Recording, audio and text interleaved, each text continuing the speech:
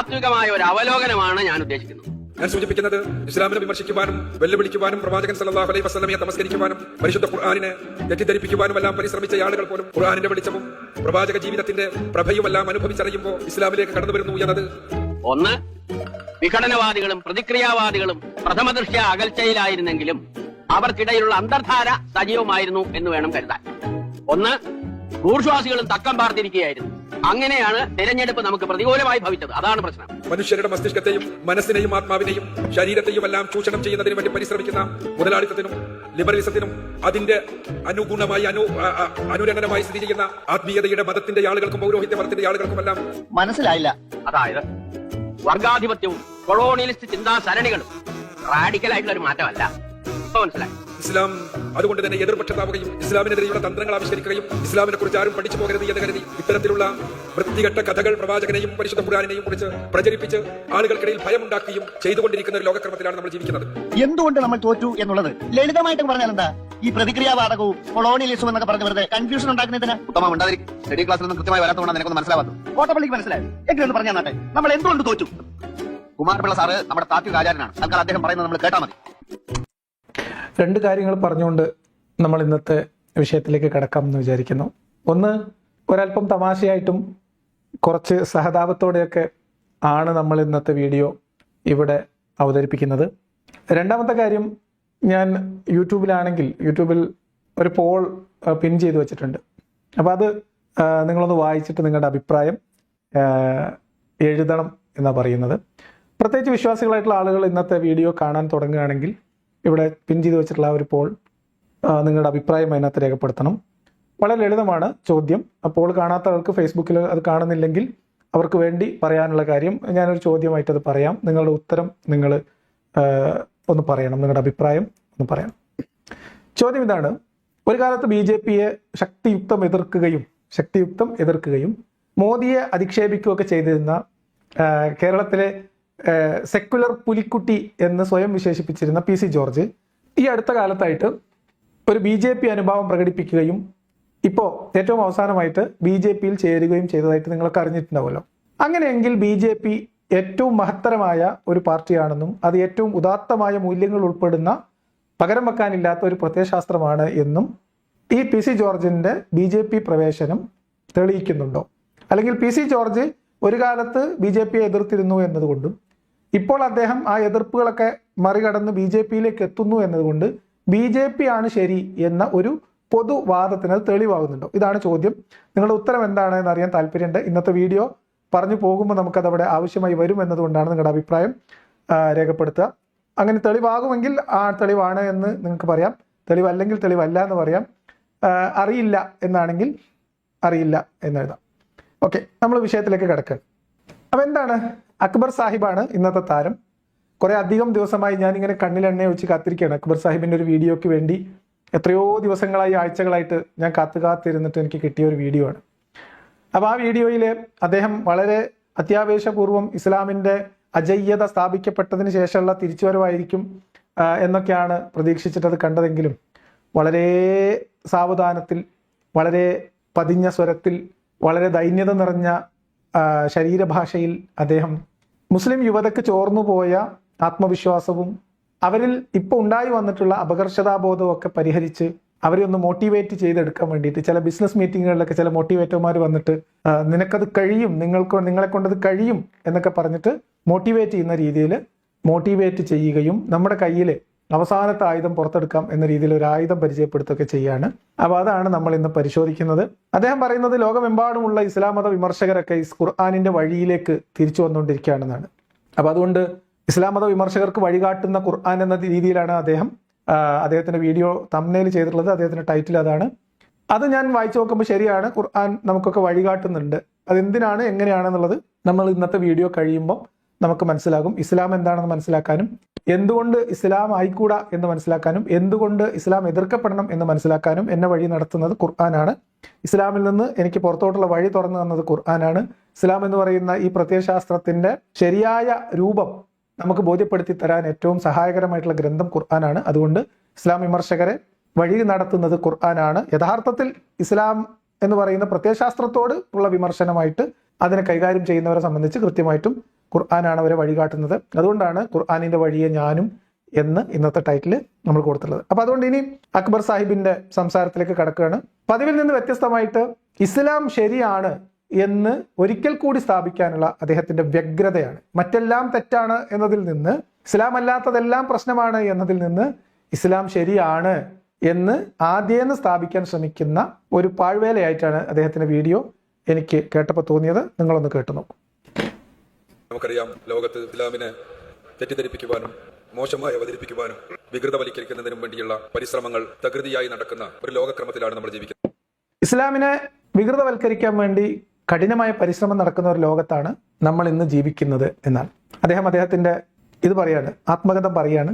കേരളത്തിൽ ഇസ്ലാമിനെ ഇക്കോലത്തിൽ വികൃതവൽക്കരിച്ചതിന് ഒരു അവാർഡ് സംഘടിപ്പിക്കുകയാണെന്ന് വിചാരിക്കാം. ആർക്കായിരിക്കും കേരളത്തിൽ അവാർഡ് കിട്ടുക? നിങ്ങളുടെ ഉത്തരം ഒന്ന് കമന്റ് ചെയ്യും, കേൾക്കട്ടെ. ഇസ്ലാമിന്റെ വികൃതമായ മുഖം സമൂഹ മാധ്യമങ്ങളിലൂടെ അല്ലെങ്കിൽ പൊതുസമൂഹത്തിന് മുന്നിലേക്ക് ഇത്രമേൽ തുറന്നു കാണിക്കപ്പെടുന്നതിൽ ഏറ്റവും വലിയ പങ്ക് വഹിച്ച വ്യക്തി ആരാണ്? അതല്ലെങ്കിൽ അതിന് ഏറ്റവും കൂടുതൽ സംഭാവന നൽകിയിട്ടുള്ള, ഇസ്ലാം മതം ഉപേക്ഷിച്ച് പുറത്തു പോകാൻ ആളുകൾക്ക് ഏറ്റവും കൂടുതൽ പ്രേരണ നൽകിയിട്ടുള്ള, അതിന് ഏറ്റവും കൂടുതൽ കാരണക്കാരനായിട്ടുള്ള വ്യക്തി ആരാണ്? എൻ്റെ ഉത്തരം ഞാൻ നിങ്ങളുടെ ഉത്തരങ്ങളൊക്കെ വായിച്ചതിന് ശേഷം പറയാം. പക്ഷെ നിങ്ങൾ ഈ വിചാരിക്കുന്ന പോലെയൊന്നും അല്ല. ഇങ്ങനെ ആളുകൾ വികൃതവൽക്കരിക്കാനും വിമർശിക്കാനും ഇകഴ്ത്താനും ഒക്കെ ശ്രമിക്കുമ്പോൾ യഥാർത്ഥത്തിൽ ഇസ്ലാം എന്താണ്, ഇസ്ലാമിന്റെ മഹത്വം അക്ബർ സാഹിബ് ഒരു പഴയകാല പ്യൂ റിസർച്ച് സെന്ററിന്റെ 2050 ലോകമാകെ ഇസ്ലാമായി വളരും അല്ലെങ്കിൽ ഇസ്ലാം പടരും, ലോകത്തിലെ ഏറ്റവും വലിയ മതം ഇസ്ലാമായി മാറും എന്നൊക്കെ പറഞ്ഞിരുന്ന ആ പഴയ 2011 റിപ്പോർട്ടിലേക്ക് അദ്ദേഹം തിരിച്ചു പോവുകയാണ്. അമേരിക്കയിലെ പ്യൂ റിസർച്ച് ഫൗണ്ടേഷന്റെ കണക്കനുസരിച്ച് ലോകത്ത് ഏറ്റവും അധികം വളർന്നുകൊണ്ടിരിക്കുന്ന യാദർശം ഇസ്ലാമാണ്. 2070 ആകുമ്പോഴേക്ക് ലോകത്ത് ഏറ്റവും അധികം അനുയായികളുള്ള ആദർശം ഇസ്ലാമായി തീരും എന്നാണ് അവരുടെ കണക്ക്. ഓക്കെ, ഏറ്റവും അധികം വളർന്നുകൊണ്ടിരിക്കുന്ന ആദർശം എന്ന് പറഞ്ഞാൽ ആദർശം വളരാൻ വേണ്ടിയിട്ട് ഇത് പയറിന്റെ വള്ളിയൊന്നും അല്ലല്ലോ. ഏറ്റവും കൂടുതൽ ആളുകൾ വിശ്വസിക്കുന്ന അല്ലെങ്കിൽ ഏറ്റവും കൂടുതൽ അനുയായികളുള്ള മതം ഇസ്ലാമാണ്, ആയിത്തീരും എന്നൊരു കണക്ക് പ്യൂ റിസർച്ച് സെന്റർ പുറത്തുവിട്ടിട്ടുണ്ട്. പണ്ട് കാലത്തൊക്കെ അത് പറയപ്പെട്ടിരുന്നത് 2050 ആകുമ്പോഴേക്ക് എന്നാണ്. 2030 ഒരു കണക്കുണ്ടായിരുന്നു, പിന്നെ അത് 2050 ഇപ്പൊ അക്ബർ സാഹിബിന്റെ ആത്മവിശ്വാസം കുറവായതുകൊണ്ട് ഇപ്പൊ അത് പിടിച്ച് 2070 എത്തിയിട്ടുണ്ട്. എന്തായാലും പി റിസർച്ച് സെന്ററിന്റെ അല്ലെങ്കിൽ ആ ഫൗണ്ടേഷന്റെ കണക്ക് പ്രകാരം ഇസ്ലാം ലോകത്തിലേക്ക് ഏറ്റവും കൂടുതൽ വേഗത്തിൽ വളരുന്ന മതം എന്ന ഖ്യാതി ഇതൊക്കെ പാടി നടക്കുമ്പോഴും അതിന്റെ കാരണം എന്താണെന്നും ഏറ്റവും കൂടുതൽ അംഗസംഖ്യയുള്ള ആളുകൾ അല്ലെങ്കിൽ മതം ഇസ്ലാമായി മാറും എന്നതിന്റെ കണക്ക് പറയുന്നതിന്റെ കൂടെ തന്നെ അതിന്റെ ഫാക്ടേഴ്സ്, അതിലേക്ക് നയിക്കുന്ന ഫാക്ടേഴ്സ് വളരെ വിശദമായിട്ട് അതിനകത്ത് പറയുന്നുണ്ട്.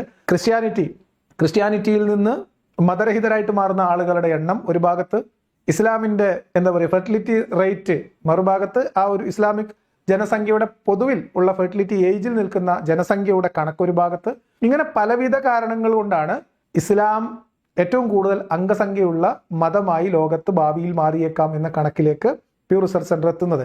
അതല്ലാതെ ഇസ്ലാം എന്ന് പറയുന്ന ആദർശത്തിൽ ആകൃഷ്ടരായി എല്ലാവരും കൂട്ടമായിട്ട് ഇദാ ജാ നസ്റുല്ലാഹി വൽ ഫതഹ് എന്ന് പറയുന്ന അതുപോലെ എല്ലാവരും കൂട്ടമായിട്ട് ഇസ്ലാമിലേക്ക് അതിന്റെ ആശയത്തിൽ ആകൃഷ്ടരായിട്ട് ചേക്കേറുന്നത് കൊണ്ടാണ് എന്ന് അക്ബർ സാഹിബ് പറയാൻ ശ്രമിക്കുകയാണ്. പക്ഷെ അത് ആ രീതിയിൽ പറയാൻ അദ്ദേഹത്തിന് എന്തായാലും ഒരു ആത്മവിശ്വാസമില്ല. അക്ബർ സാഹിബിന്റെ മൊത്തത്തിലുള്ള ശരീരഭാഷയിൽ ഇസ്ലാമിന്റെ മഹത്വം പറഞ്ഞ് ഇതര മതസ്ഥരെയൊക്കെ സ്റ്റേജിലേക്ക് വിളിച്ചു വരുത്തി ഞങ്ങളുടെ മതം എന്തോ മഹാസംഭവമാണെന്നും ഞാൻ എന്തോ മഹാസംവാദ വീരനാണെന്നും എൻ്റെ കയ്യിലുള്ള ഈ ഗ്രന്ഥമുണ്ടല്ലോ, ഇത് കയ്യിലുണ്ടെങ്കിൽ ആരുടെ മുമ്പിലും മുട്ടുമടക്കില്ല, തലകുനിക്കില്ല എന്നൊക്കെ പറഞ്ഞ് ആ ഒരു ആവേശവും ആ ഒരു ആത്മവിശ്വാസവും ഒരു ആർജവും ഒക്കെ ചോർന്നു പോയിരിക്കുന്നു. ഇസ്ലാം മതം ലോകത്തെമ്പാടും അതിശക്തമായ രീതിയിൽ ആശയപരമായി വിമർശിക്കപ്പെടുന്നു. ഇസ്ലാമിന്റെ കള്ളി മുസ്ലിങ്ങൾ മനസ്സിലാക്കി തുടങ്ങിയിരിക്കുന്നു. ഇസ്ലാമിന്റെ പൗരോഹിത്യം അല്ലെങ്കിൽ ഇസ്ലാമിക മത നേതൃത്വത്തിന്, രാഷ്ട്ര സംവിധാനങ്ങൾക്ക് മതനിയമത്തിന് കീഴൊതുക്കിയിട്ട് മനുഷ്യരെ അടിമപ്പെടുത്തി നിർത്താനുള്ള ശ്രമങ്ങൾ പഴയതുപോലെ ഫലിക്കുന്നില്ല. അഫ്ഗാനിസ്ഥാനിലായാലും ഇറാനിലായാലും ഇസ്ലാമിക നിയമങ്ങൾ അടിച്ചേൽപ്പിക്കുന്ന ഭരണകൂടങ്ങൾക്കെതിരെയുള്ള പ്രതിഷേധം, ആളുകൾ ജീവൻ പണയം വെച്ച് ഇസ്ലാമിക നിയമങ്ങൾക്കെതിരെ എന്ന് പറഞ്ഞാൽ ഇസ്ലാമിക ഭരണകൂടങ്ങൾക്കെതിരെ പോരാടുന്ന കാഴ്ച അത് നമ്മൾ കാണുന്നു. അതിനപ്പുറത്തേക്ക് ഇസ്ലാം തന്നെ ഇതൊന്ന് പരുവപ്പെടുത്തിയെടുത്താൽ മാത്രമേ ഇനി ആളുകളോട് പറയാൻ പറ്റുള്ളൂ എന്ന അവസ്ഥയിലേക്ക് മതപ്രചാരകരും മതത്തിന്റെ നേതൃത്വത്തിലുള്ള ആളുകളും തന്നെ എത്തപ്പെടുന്നു. സൗദി അറേബ്യയിൽ നിന്ന് അത്തരം വാർത്തകൾ വരുന്നു. അതിനിടയിൽ നമ്മുടെ നാട്ടിൽ കണ്ടുകൊണ്ടിരിക്കുന്ന പുതിയൊരു വിവാദം നിങ്ങൾ എത്ര പേര് ശ്രദ്ധിച്ചു എന്നറിയില്ല. മുജാഹിദ് വിഭാഗത്തിന്റെ അല്ലെങ്കിൽ അക്ബർ സാഹിബൊക്കെ പ്രദാനം ചെയ്യുന്ന വഹാബി പ്രസ്ഥാനത്തിലെ 2 വിഭാഗങ്ങൾ തമ്മിൽ ശക്തമായ ചേരിപ്പോരും, ഖുർആനിനെ പരസ്യമായിട്ട് അങ്ങോട്ടും ഇങ്ങോട്ടും അവർ ഖുർആനിനെ ദുർവ്യാഖ്യാനം ചെയ്യാണ് എന്ന് പറയുന്നു. ഒരു വിഭാഗം ഒരു ഖുർആൻ വചനമിറക്കുന്നു. പ്രധാനമായിട്ടും ജിന്ന് എന്ന് പറയുന്ന ഒരു വിഷയത്തെ മുൻനിർത്തിയിട്ട് ഒരു കാലത്ത് ഇവർ തമ്മിലുണ്ടായിരുന്ന വലിയ ശത്രുതയും വാഗ്വാദങ്ങളും ഒക്കെ ഇടക്കാലത്ത് വന്ന ഈ സ്വതന്ത്ര ഇന്ത്യയും എക്സ് മുസ്ലിം മൂവ്മെന്റും ഇങ്ങനെയൊക്കെ വന്ന് ഒരു 1-2 സംവാദങ്ങളൊക്കെ ആയപ്പം ഇസ്ലാം പൊതുവിൽ അതിന്റെ അടിവേരിളകുന്നു എന്ന് കണ്ടപ്പോൾ എല്ലാവരും ആ അടിപിടിയും ബഹളമൊക്കെ നിർത്തി തൽക്കാലം ഇസ്ലാമിനെ പ്രതിരോധിക്കാൻ വേണ്ടി തയ്യാറെടുപ്പ് നടത്തുമായിരുന്നു. അതിനിടയിൽ അതൊക്കെ ഇപ്പോൾ ഇനിയിപ്പോൾ നോക്കിയിട്ട് കാര്യമില്ല, കയ്യിൽ നിന്ന് പോയി എന്നായപ്പോൾ വീണ്ടും അവരവരുടെ തിരിച്ച് അവരുടെ പരസ്പരമുള്ള സ്പർദ്ധയിലേക്കും അടിയിലേക്കും കടന്നിട്ടുണ്ട്. കേരളത്തിലെ ഇവിടുത്തെ മർക്കസു ദഅവ എന്ന് പറയുന്ന ഒരു KNMന്റെ വിഭാഗവും അതുപോലെ തന്നെ വിസ്ഡം ഗ്രൂപ്പ് എന്ന് പറയുന്ന വേറൊരു വിഭാഗവും ഒക്കെ തമ്മിൽ അതിശക്തമായിട്ടുള്ള വാഗ്വാദങ്ങളും അങ്ങോട്ടും ഇങ്ങോട്ടുമുള്ള ആക്ഷേപങ്ങളും ഖുർആൻ വെച്ചുകൊണ്ട്, ഖുർആൻ ആയത്ത് വെച്ചുകൊണ്ട് അവർ ഖുർആനിലെ തിരിമറി നടത്തി ഇവർ ഇസ്ലാമിൽ നിന്ന് പുറത്തു പോകുന്ന വിശ്വാസത്തിലാണെന്ന് പറയുന്ന അടി നടന്നുകൊണ്ടിരിക്കുകയാണ്. അപ്പൊ എന്തുകൊണ്ടാണ് മർക്കസു ദഅവയിൽ ഞാൻ ഒരു കാര്യം ഓർമ്മയിൽ നിന്ന് പറയുന്നത്, മർക്കസു ദഅവയിൽ സിറാജുൽ ഇസ്ലാം ബാലുശ്ശേരി ഉദ്ധരിക്കുന്നത് അനുസരിച്ചിട്ടാണെങ്കിൽ മുജാഹിദ് പ്രസ്ഥാനങ്ങളുടെ ഏറ്റവും പ്രധാനപ്പെട്ട ഖുർആൻ വ്യാഖ്യാനമായിട്ടുള്ള അമാനി മൗലവിയുടെ, മലയാളത്തിലുള്ളതിൽ അമാനി മൗലവിയുടെ തഫ്സീർ എന്നാണ് അറിയപ്പെടുന്നത്. അപ്പം ഈ അമാനി തഫ്സീറിന്റെ രചയിതാവായിട്ടുള്ള മുഹമ്മദ് അമാനി മൗലവിയുടെ പേരക്കുട്ടിയായിട്ടുള്ള ഒരാള് ഖുർആൻ വചനത്തിന് കൊടുത്ത ഒരർത്ഥം, ആ അർത്ഥം എന്താണെന്ന് വെച്ചാൽ ഖുർആനിൽ നിങ്ങൾ എന്തെങ്കിലും കണ്ടു അല്ലെങ്കിൽ ദൈവത്തിൽ നിന്നൊരു ദിവ്യവചനം ഓതി കിട്ടിയാൽ അതിന്റെ പുറകെ നിങ്ങൾ കൂടരുത്, അതിൽ യുക്തി അന്വേഷിക്കാതെ അതിനെ അന്ധമായി അനുകരിക്കരുത് എന്ന് ഖുർആനിൽ വചനമുണ്ട് എന്ന് ഒരു ഖുർആൻ വചനത്തെ ഉദ്ധരിച്ചുകൊണ്ട് ഈ പറയപ്പെടുന്ന അമാനി മൗലവിയുടെ പേരക്കുട്ടി പറയുന്നു. എന്ന് പറഞ്ഞാൽ സ്വന്തം ബുദ്ധിക്കും യുക്തിക്കും നിരക്കാത്ത കാര്യങ്ങൾ ഖുർആനിൽ ഉണ്ടെങ്കിൽ അതിനെ അന്ധമായി അനുകരിക്കേണ്ടതില്ല എന്ന് ഖുർആനിൽ ആയത്തുണ്ട് എന്ന് അദ്ദേഹം പറയുന്നു. അതിനെ എതിർത്തുകൊണ്ട് അത് ഇദ്ദേഹം ദുർവ്യാഖ്യാനം ചെയ്തതാണ് എന്ന് പറഞ്ഞുകൊണ്ട് വിസ്ഡം ഗ്രൂപ്പിന്റെ ഭാഗത്തു നിന്നുള്ള സിറാജുൽ ഇസ്ലാം ബാലുശ്ശേരിയും മറ്റു മുജാഹിദ് ബാലുശ്ശേരി തുടങ്ങിയിട്ടുള്ള ആളുകളൊക്കെ രംഗപ്രവേശം ചെയ്യുന്നു. അതിനപ്പുറത്തേക്ക് കടന്ന് ഖുർആൻ വചനങ്ങളുടെ അർത്ഥം നേർക്കുനേർ വിപരീതമായിട്ട് വരുന്ന തരത്തിൽ ഖുർആനെ ദുർവ്യാഖ്യാനം ചെയ്തുകൊണ്ടാണ് അവർ ഇസ്ലാമിനെ ബുദ്ധിക്കും യുക്തിക്കും നിരക്കാത്ത ഖുർആൻ വചനങ്ങളെ ശരിപ്പെടുത്തിക്കൊണ്ടിരിക്കുന്നത് എന്ന് ഇവർ ആക്ഷേപം ഉന്നയിക്കുന്നു. ഇങ്ങനെ ഒരു വഴിക്ക് അതിന്റെ കാര്യങ്ങളൊക്കെ പോകുന്നു.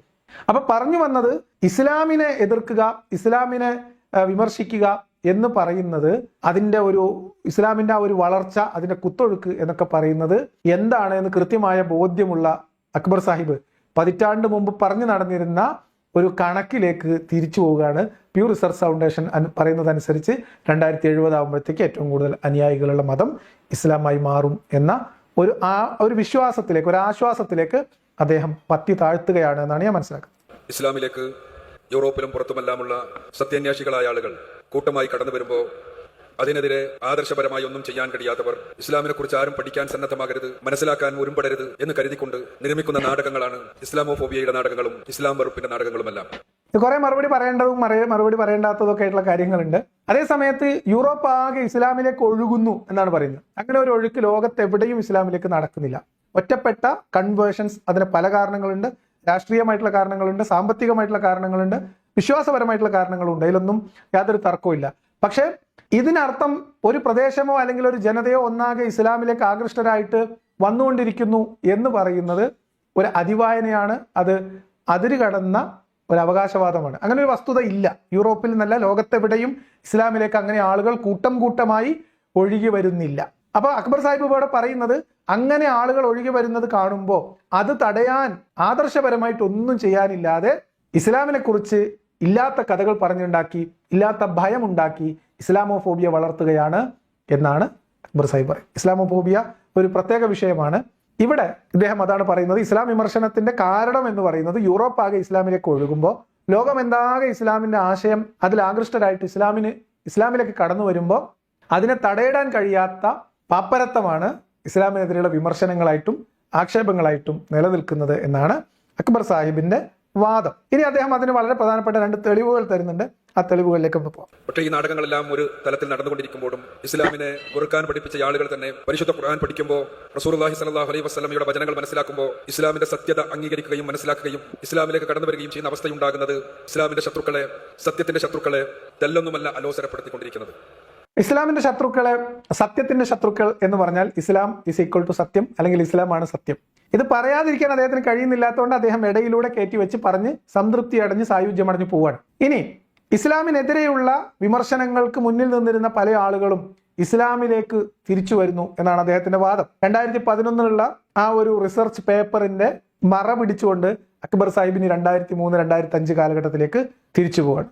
നമുക്കറിയാം, സ്വിറ്റ്സർലാൻഡിൽ ഇനി ഒരു പള്ളി വേണ്ട എന്ന് പറഞ്ഞ് ആന്റി മിനാരറ്റ് ക്യാമ്പയിൻ നടത്തിയിരുന്ന, അതിന്റെ മുന്നിൽ നിന്നിരുന്ന ഡാനിയൽ ശ്രീഷ് എന്തുകൊണ്ട് പള്ളി പാടില്ല എന്ന ചോദ്യത്തിന് ഉത്തരം നൽകാൻ വേണ്ടി പരിശുദ്ധ ഖുർആൻ പഠിച്ചപ്പോൾ, റസൂലുള്ളാഹി സ്വല്ലല്ലാഹു അലൈഹി വസല്ലമയെ മനസ്സിലാക്കാൻ ശ്രമിച്ചപ്പോൾ അദ്ദേഹം ഇസ്ലാമിലെത്തുകയും ഇന്ന് സ്വിറ്റ്സർലാൻഡിൽ ഏറ്റവും വലിയ പള്ളി നിർമ്മിക്കുന്നതിന്റെ കമ്മിറ്റിയുടെ ചെയർമാനായി സേവനമനുഷ്ഠിക്കുകയും ചെയ്യുന്നത് നമ്മൾ അറിഞ്ഞു കഴിഞ്ഞിട്ടുള്ളതാണ്. 2003, 2005, 2007 മീൻസ് 2005 ഇസ്ലാമിലേക്ക് വന്നു, 2007 2009 ഇസ്ലാം മതം സ്വീകരിച്ചു എന്ന് പറയപ്പെടുന്ന അത്രമേൽ പ്രസിദ്ധനല്ലാത്ത, കാര്യമായിട്ട് നിങ്ങൾ പെട്ടെന്ന് തെരഞ്ഞാൽ വലിയ വിവരങ്ങളൊന്നും കിട്ടാത്ത ഒരു വ്യക്തിയുടെ ഇസ്ലാം ആശ്ലേഷണത്തെക്കുറിച്ചാണ് ഇദ്ദേഹം പറയുന്നത്. ഇതിൽ രണ്ട് കാര്യങ്ങളുണ്ട്. ഒന്ന്, അദ്ദേഹം പള്ളി വേണ്ട എന്ന സമരമൊക്കെ നടത്തിയതിനു ശേഷമാണ് എന്തുകൊണ്ട് പള്ളി പാടില്ല എന്ന് ഖുർആനിൽ പരതാൻ തുടങ്ങിയത് എന്നുള്ളതാണ്. അതൊരു ലോജിക്കൽ ആയിട്ടുള്ള ഒരു സാധനമായിട്ട് കയ്യിൽ വെച്ചോ. ഒരു തെളിവും കൂടി അദ്ദേഹം തരും, എന്നിട്ട് നമുക്ക് രണ്ടും കൂടെ ചേർത്ത് മറുപടി പറയാം. യൂറോപ്പിൽ പടർന്നുകൊണ്ടിരിക്കുന്ന രോഗമാണ് ഇസ്ലാം. അതുകൊണ്ട് തന്നെ ആ രോഗത്തെ പ്രതിരോധിക്കേണ്ടത് യൂറോപ്യൻ മനുഷ്യാവകാശങ്ങളുടെ അടിത്തറയിൽ ജീവിക്കുന്ന ആളുകളുടെ അനിവാര്യമായ കാര്യമാണ് എന്ന് പറഞ്ഞുകൊണ്ട് പ്രചാരണം നടത്തിയിരുന്ന ജെറോം വാൻ ക്ലിയറൻ, അദ്ദേഹം ഇന്ന് ഇസ്ലാമിനെ പരിചയപ്പെടുത്തുന്നത്, ഇസ്ലാമിനെ വിമർശിക്കുന്നതിന് വേണ്ടി, പരിശുദ്ധ ഖുർആനെ വിമർശിക്കുന്നതിന് വേണ്ടി പുസ്തകം എഴുതാൻ തുടങ്ങിയ അദ്ദേഹം ഇന്ന് എഴുതിക്കൊണ്ടിരിക്കുന്നത് ഇസ്ലാമിനെ പരിചയപ്പെടുത്തിക്കൊണ്ടുള്ള, റസൂലുള്ളാഹി സ്വല്ലല്ലാഹു അലൈഹി വസല്ലമയെ പുകഴ്ത്തിക്കൊണ്ടിരിക്കുന്ന പരിശുദ്ധ ഖുർആനിലേക്ക് ആളുകളെ ക്ഷണിച്ചുകൊണ്ടുള്ള പുസ്തകമാണ്. ഏതാനും മാസങ്ങൾ കഴിഞ്ഞാൽ ഇൻഷാ അല്ലാഹ് യൂറോപ്പിന്റെ മണ്ണിൽ നിന്ന് ആ പുസ്തകം പുറത്തിറങ്ങും. സാക്ഷാൽ അള്ളാന്റെ കയ്യിൽ നിന്ന് 14 നൂറ്റാണ്ട് മുമ്പ് അത്ഭുതകരമായി കൊടുത്തയക്കപ്പെട്ട ഗ്രന്ഥം കയ്യിലുണ്ടായിട്ടൊന്നും ചെയ്യാൻ പറ്റില്ല. അപ്പൊ പിന്നെ യൂറോപ്പിൽ നിന്ന് ഒരു മുൻ മുസ്ലിം വിരുദ്ധൻ അല്ലെങ്കിൽ ഇസ്ലാമിക വിരുദ്ധൻ ഇപ്പൊ ഇസ്ലാമിലേക്ക് വന്നതിന് ശേഷം ഇസ്ലാമിനെ പുകഴ്ത്തിക്കൊണ്ടെഴുതുന്ന യൂറോപ്പിന്റെ മണ്ണിൽ നിന്ന് പുറത്തിറങ്ങുന്ന പുസ്തകത്തെ കാത്ത് അക്ബർ സാഹിബ് ഇരിപ്പാണ്. രണ്ട് കാര്യങ്ങളാണ് ഇവിടെ പറയാനുള്ളത്. ഇസ്ലാമിലേക്ക് ആളുകൾ യൂറോപ്പിലും ഇന്ത്യയിലും തമിഴ്നാട്ടിലും കേരളത്തിലും ഒക്കെ വരുന്നുണ്ട്. പല ആളുകൾ ഇസ്ലാമിലേക്ക് കൺവേർട്ട് ചെയ്യപ്പെട്ടിട്ടുണ്ട്. എന്നാൽ അത് എല്ലാം ഇസ്ലാമികമായ ആശയാദർശങ്ങളിൽ ആകൃഷ്ടരായി ആത്മീയമായ ചോദ്യങ്ങൾക്ക് ഉത്തരം കിട്ടി ജീവിതത്തെക്കുറിച്ചുള്ള എല്ലാ കാഴ്ചപ്പാടുകളിലേക്കും, അല്ലെങ്കിൽ ഇസ്ലാം അവകാശപ്പെടുന്നത് പോലെ എല്ലാ കാര്യങ്ങളും അത് പൂർണ്ണമായും ശരിയാണ് എന്ന ബോധ്യത്തിന്റെ അടിസ്ഥാനത്തിൽ ഇസ്ലാം പുൽകുന്നവരുടെ എണ്ണം എത്രയാണ് എന്നുള്ളത് പ്രത്യേകമായിട്ട് കണക്കെടുക്കേണ്ടതാണ്. നമ്മുടെ മുമ്പിൽ തന്നെയുള്ള പ്രധാനപ്പെട്ട കുറച്ച് ഇസ്ലാം കൺവേർഷൻസ് നമ്മുടെ മുമ്പിലുണ്ട്. ഇപ്പൊ കേരളത്തിലേക്ക് എടുത്താൽ, കേരളത്തിൽ പറയുകയാണെങ്കിൽ കമല സുരയ്യ ഇസ്ലാമിലേക്ക് ആകൃഷ്ടരായി എന്നും ഇസ്ലാം സ്വീകരിച്ചു എന്നും പറഞ്ഞു നടന്നതിന്റെ പിന്നാമ്പുറത്തെ കഥകൾ പിന്നീട് പുറത്തു വന്നത് അവരുടെ ആത്മകഥയുമായി ബന്ധപ്പെട്ട്, അല്ലെങ്കിൽ അവരുടെ കുടുംബാംഗങ്ങളോട് പറഞ്ഞതുമായി ബന്ധപ്പെട്ടൊക്കെ പിന്നീട് അതിനെ സംബന്ധിച്ച വിവരങ്ങൾ അനവധി പുറത്തു വന്നതാണ്. അതൊരു തരം മതപരിവർത്തനമാണ്. അപ്പൊ ഇങ്ങനെ കമല സുരയ്യ ഇസ്ലാം മതത്തിലേക്ക് വരുന്നു എന്ന് പറയുമ്പോൾ ആ പോസ്റ്റർ ഒട്ടിച്ചുകൊണ്ട് യൂറോപ്പിലും ആഫ്രിക്കയിലും ഒക്കെ നടന്നിട്ട് കേരളത്തിലെ അല്ലെങ്കിൽ ഇന്ത്യയിലെ ഏറ്റവും പ്രധാനപ്പെട്ട ഒരു സാഹിത്യകാരി, എഴുത്തുകാരി അവർ ഇസ്ലാം മതം സ്വീകരിച്ചു എന്ന് ബാനർ ഒട്ടിച്ച് നടക്കാൻ പറ്റും. ഈ അടുത്ത കാലത്ത്, ഇപ്പൊ കഴിഞ്ഞ 2 ആഴ്ച മുൻപാണ് ഇസ്ലാമിക വേദികളിൽ പോയി മുഹമ്മദിന്റെ പ്രകീർത്തനം നടത്തിക്കൊണ്ടിരിക്കുന്ന ഒരു സാഹിത്യകാരൻ, അദ്ദേഹം ഇസ്ലാം സ്വീകരിച്ചു എന്ന് പറഞ്ഞിട്ട് പോസ്റ്റർ നമ്മൾ കണ്ടത്. സച്ചിൻ ഇസ്ലാം മതം സ്വീകരിച്ചു എന്ന പോസ്റ്റർ ഇറങ്ങിയിട്ടുണ്ട്. എത്രയോ ശരിയും തെറ്റുമായിട്ടുള്ള കഥകൾ, ആളുകൾ, സെലിബ്രിറ്റികൾ അവര് ഇസ്ലാം മതം സ്വീകരിച്ചു എന്ന് പോസ്റ്റർ അടിച്ച് പറത്തുക എന്ന് പറയുന്നത് എനിക്ക് ഓർമ്മ വരുന്നതെന്ന് വെച്ചാൽ, ഈ ഡയറക്റ്റ് മാർക്കറ്റിംഗ് ചെയ്യുന്ന ആളുകളെ സംബന്ധിച്ച് പണ്ടൊക്കെ നമ്മൾ വീടുകളിലേക്കൊക്കെ വരുമായിരുന്നു. അപ്പൊ അങ്ങനെയൊക്കെ ചെയ്യുന്ന സമയത്ത് ആ മാർക്കറ്റിങ്ങിന് വരുന്ന ആളുകളുടെ ഒരു പ്രധാനപ്പെട്ട തന്ത്രമാണ്, അപ്പുറത്തുള്ള ഇത്താത്ത മേടിച്ചു അല്ലെങ്കിൽ ഇപ്പുറത്തെ ചേട്ടൻ മേടിച്ചു, അവർ 2 എണ്ണം മേടിച്ചു, അപ്പൊ നിങ്ങൾ എന്തുകൊണ്ട് ഇത് മേടിക്കുന്നില്ല എന്ന തരത്തിലുള്ള ഒരു മാർക്കറ്റിംഗ് തന്ത്രം എന്ന രീതിയിൽ ഇത് പോസ്റ്റർ ഒട്ടിച്ച് ചില പ്രധാനപ്പെട്ട ആളുകൾ അവർ ഇസ്ലാം മതം സ്വീകരിച്ചു എന്ന് പോസ്റ്റർ ഒട്ടിച്ച് കൂടുതൽ ആളുകളെ ഇസ്ലാമിലേക്ക് ആകൃഷ്ടരാക്കാനുള്ള ഒരു തന്ത്രം എന്ന നിലക്ക് കാലാകാലങ്ങളായിട്ട് ലോകത്ത് മതപരിവർത്തനം ഒരു തൊഴിലാക്കി, മതപരിവർത്തനം ഒരു മതപരമായ ലക്ഷ്യമായി മുന്നോട്ട് പോകുന്ന ഇസ്ലാമും ക്രിസ്ത്യാനിറ്റിയൊക്കെ ചെയ്യുന്നുണ്ട്. അതിൽ പ്രത്യേകിച്ച് അത്ഭുതമൊന്നുമില്ല. നമ്മുടെ കേരളത്തിൽ തന്നെ പള്ളി ഇമാമന്മാരായിട്ടുള്ള എത്രയോ പേര് ക്രിസ്ത്യാനിറ്റിയിലേക്ക് പോയിട്ട് പിന്നീട് അവിടെ പുരോഹിതന്മാരായിട്ടുണ്ട്. പള്ളിയിൽ പാതിരിമാരായിരുന്ന പലരും ഇസ്ലാം സ്വീകരിച്ചിട്ട് അവരെ കൊണ്ട് തെരുവുകൾ തോറും നടന്ന് ക്രിസ്ത്യാനിറ്റിക്കെതിരെ വിമർശനം ഉന്നയിച്ചിട്ടുണ്ട്. ഇതൊക്കെ സ്വാഭാവികമായിട്ട് നടക്കും. തമിഴ്നാട്ടിൽ നിന്ന് വേറൊരാൾ ഇസ്ലാം മതം സ്വീകരിച്ചത് അവർ തന്നെ പറഞ്ഞത് അവരവരുടെ രാഷ്ട്രീയ തീരുമാനമാണ് എന്നാണ്. ഇന്ത്യയിൽ നിലനിൽക്കുന്ന മുസ്ലിം വിരുദ്ധ രാഷ്ട്രീയത്തിന്റെ, അല്ലെങ്കിൽ മുസ്ലിങ്ങൾ വേട്ടയാടപ്പെടുന്നു എന്ന അവരുടെ രാഷ്ട്രീയ ബോധ്യത്തിന്റെ ഒരു പ്രതികരണം എന്ന രീതിയിൽ അവരോട് ഐക്യപ്പെട്ടുകൊണ്ട് അവർ ആ മതത്തിന്റെ ഭാഗമായി മാറുന്ന കാഴ്ചയാണ് നമ്മൾ ശബരിമല കേസിൽ കണ്ടത്. ശബരിമല കേസ് മീൻസ് ശബരിമല എന്ന് പറയുന്ന ഒരു തമിഴ് പ്രവർത്തക, ഒരു സാംസ്കാരിക പ്രവർത്തക ഇസ്ലാം മതം സ്വീകരിച്ചപ്പോൾ. അപ്പൊ ഇത്തരം പോസ്റ്ററുകൾ എന്ന് പറയുന്നത് അക്ബർ സാഹിബിനെ പോലെ ഒരാള് കേരളത്തിൽ ഇസ്ലാം മതത്തിന് വേണ്ടി എന്തോരം പണിയെടുത്ത ആളാണ്. ഇപ്പം അദ്ദേഹത്തിന്റെ ആത്മവിശ്വാസത്തിന് ആശ്രയമാകുന്നത് അങ്ങ് അമേരിക്കയിലോ കാനഡയിലോ സ്വിറ്റ്സർലൻഡിലോ പണ്ടെന്നോ ഇസ്ലാം മതം സ്വീകരിച്ചു എന്ന് പറയപ്പെടുന്ന 2-3 ആളുകളുടെ പേരുകളും പ്യൂ റിസർച്ച് സെന്ററിന്റെ ഒരു കണക്കും എടുത്തു വെച്ചുകൊണ്ട് ഇസ്ലാം ശരിയാണ് എന്ന് സ്ഥാപിക്കേണ്ടുന്ന ഗതികേടിലേക്ക് അക്ബർ സാഹിബ് കൂപ്പുകുത്തിയിരിക്കുന്നു എന്നതാണ് കേരളത്തിൽ കഴിഞ്ഞ ഒരു 3-4 പതിറ്റാണ്ട് ഇസ്ലാമിക ദഅവ പ്രവർത്തനം നടത്തിയിട്ട് അക്ബർ സാഹിബ് ഇസ്ലാമിന് സമ്മാനം കൊടുത്തിട്ടുള്ളത്. അതുകൊണ്ടാണ് ഞാൻ നേരത്തെ ചോദിച്ചത്, കേരളത്തിൽ ഇസ്ലാമിന്റെ മുഖം വികൃതമാക്കുന്നതിൽ ഇസ്ലാം ഇത്രമേൽ അപഹസിക്കപ്പെടുന്നതിൽ, പരിഹസിക്കപ്പെടുന്നതിൽ, ഇസ്ലാമിക പ്രവാചകനായിട്ടുള്ള മുഹമ്മദ് ഏറ്റവും കൂടുതൽ പരാമർശിക്കപ്പെടുകയും ആക്ഷേപം നേരിടുകയും ചെയ്യുന്ന കഥകൾ മുഴുവൻ പുറത്തിട്ടതും അതിനെ ന്യായീകരിച്ചതും അക്ബർ സാഹിബാണ്. കേരളത്തിലെ ഇസ്ലാമിന്റെ ഇന്നത്തെ വികൃത മുഖത്തിന്റെ ഒറ്റ ഉപജ്ഞാതാവ് എന്ന് പറഞ്ഞാൽ അത് അക്ബർ സാഹിബാണ്. പിന്നെ പേരിന് എടോം വലം നിന്ന് നമ്മുടെ സിംസാറുൽ ഹക്കും അലിയാർ കാസിമിയും മുജാഹിദ് ബാലുശ്ശേരിയൊക്കെ താന്താങ്ങളാലാവുന്ന ഒരു എന്താ പറയാ സംഭാവന ഈ കാര്യത്തിലൊക്കെ ചെയ്തിട്ടുണ്ട്. അപ്പൊ ഇതാണ് ഇസ്ലാം മതം സ്വീകരിക്കുന്നു, ആളുകൾ ഇസ്ലാമിലേക്ക് വരുന്നു എന്നതിന്റെ ഒരു കഥ. രണ്ടാമത്തത്, നേരത്തെ പറഞ്ഞ രണ്ട് വ്യക്തികളും ഇസ്ലാമിനെ അല്ലെങ്കിൽ ഈ മുസ്ലിങ്ങളെ എതിർക്കുന്നു. ലോകത്തെമ്പാടും വലതുപക്ഷ രാഷ്ട്രീയ അല്ലെങ്കിൽ ശക്തികൾ, വംശീയമായ ചേരിതിരിവ് അല്ലെങ്കിൽ വംശീയവാദികൾ, മുസ്ലിം വിരുദ്ധ പ്രത്യയശാസ്ത്രം കൊണ്ട് നടക്കുന്ന ആളുകളുണ്ട്. മുസ്ലിം വിരുദ്ധതയും ഇസ്ലാം വിരുദ്ധതയും കാരണമില്ലാതെ അവരുടെ കേവലമായ രാഷ്ട്രീയ ആവശ്യങ്ങളെ മുൻനിർത്തി പറയുന്ന, അതിലിടപെടുന്ന, അത്തരം ആക്ടിവിസത്തിൽ ഏർപ്പെടുന്ന ആളുകൾ ലോകത്തെമ്പാടും ഉണ്ട്. ഇന്ത്യയിലുണ്ട്, കേരളത്തിലുണ്ട്. ഇതും ഇസ്ലാം വിമർശനവും രണ്ടാണ്. ഇസ്ലാമിനെ ആശയപരമായി വിമർശിക്കുന്നതും മുസ്ലിങ്ങളോട് ഒരു വിഭാഗം ജനത എന്ന നിലക്ക് തന്നെ അവരോട് വെറുപ്പും അവരോട് അമർഷവും അവരോട് ഒരു എന്താ പറയാ മാനുഷികമല്ലാത്ത രീതിയിലുള്ള പെരുമാറ്റമൊക്കെ പ്രകടിപ്പിക്കുന്നത് രണ്ടും രണ്ട് കാര്യമാണ്. അപ്പൊ ഏതെങ്കിലും ഒരു മുസ്ലിം വിരുദ്ധൻ, മുസ്ലിം വിരുദ്ധ പ്രവർത്തനങ്ങളിൽ ഏർപ്പെട്ടവൻ പിന്നീട് ഒരു കാലത്ത് അത് ഇസ്ലാമിനെ മനസ്സിലാക്കി അല്ലെങ്കിൽ അതിൽ മനസ്താപം ഉണ്ടായിട്ട് തിരിച്ച് ഇസ്ലാം മതം സ്വീകരിക്കുക എന്നത് ഒരുപക്ഷെ ഒരു പ്രായശ്ചിത്തമായിരിക്കാം, ഒരുപക്ഷെ അത് അദ്ദേഹത്തിന്റെ ഒരു പൊളിറ്റിക്കലായിട്ടുള്ള തിരുത്തലായിരിക്കാം, അവരുടെ രാഷ്ട്രീയപരമായ ഒരു തെറ്റുതിരുത്തലായിരിക്കാം. അങ്ങനെ ഇസ്ലാം മതം സ്വീകരിക്കാൻ സാധ്യതയുണ്ട്. ബാബരി മസ്ജിദ് പൊളിച്ചതിൽപ്പെട്ട ഒരാള് പിന്നീട് ഇസ്ലാം മതം സ്വീകരിച്ചു എന്നൊരു കഥ ഇവിടെ പറഞ്ഞു കേട്ടിരുന്നു. അതിന്റെ സത്യാവസ്ഥ എനിക്ക് അറിയത്തില്ല, ഞാൻ അന്വേഷിച്ചിട്ടില്ല.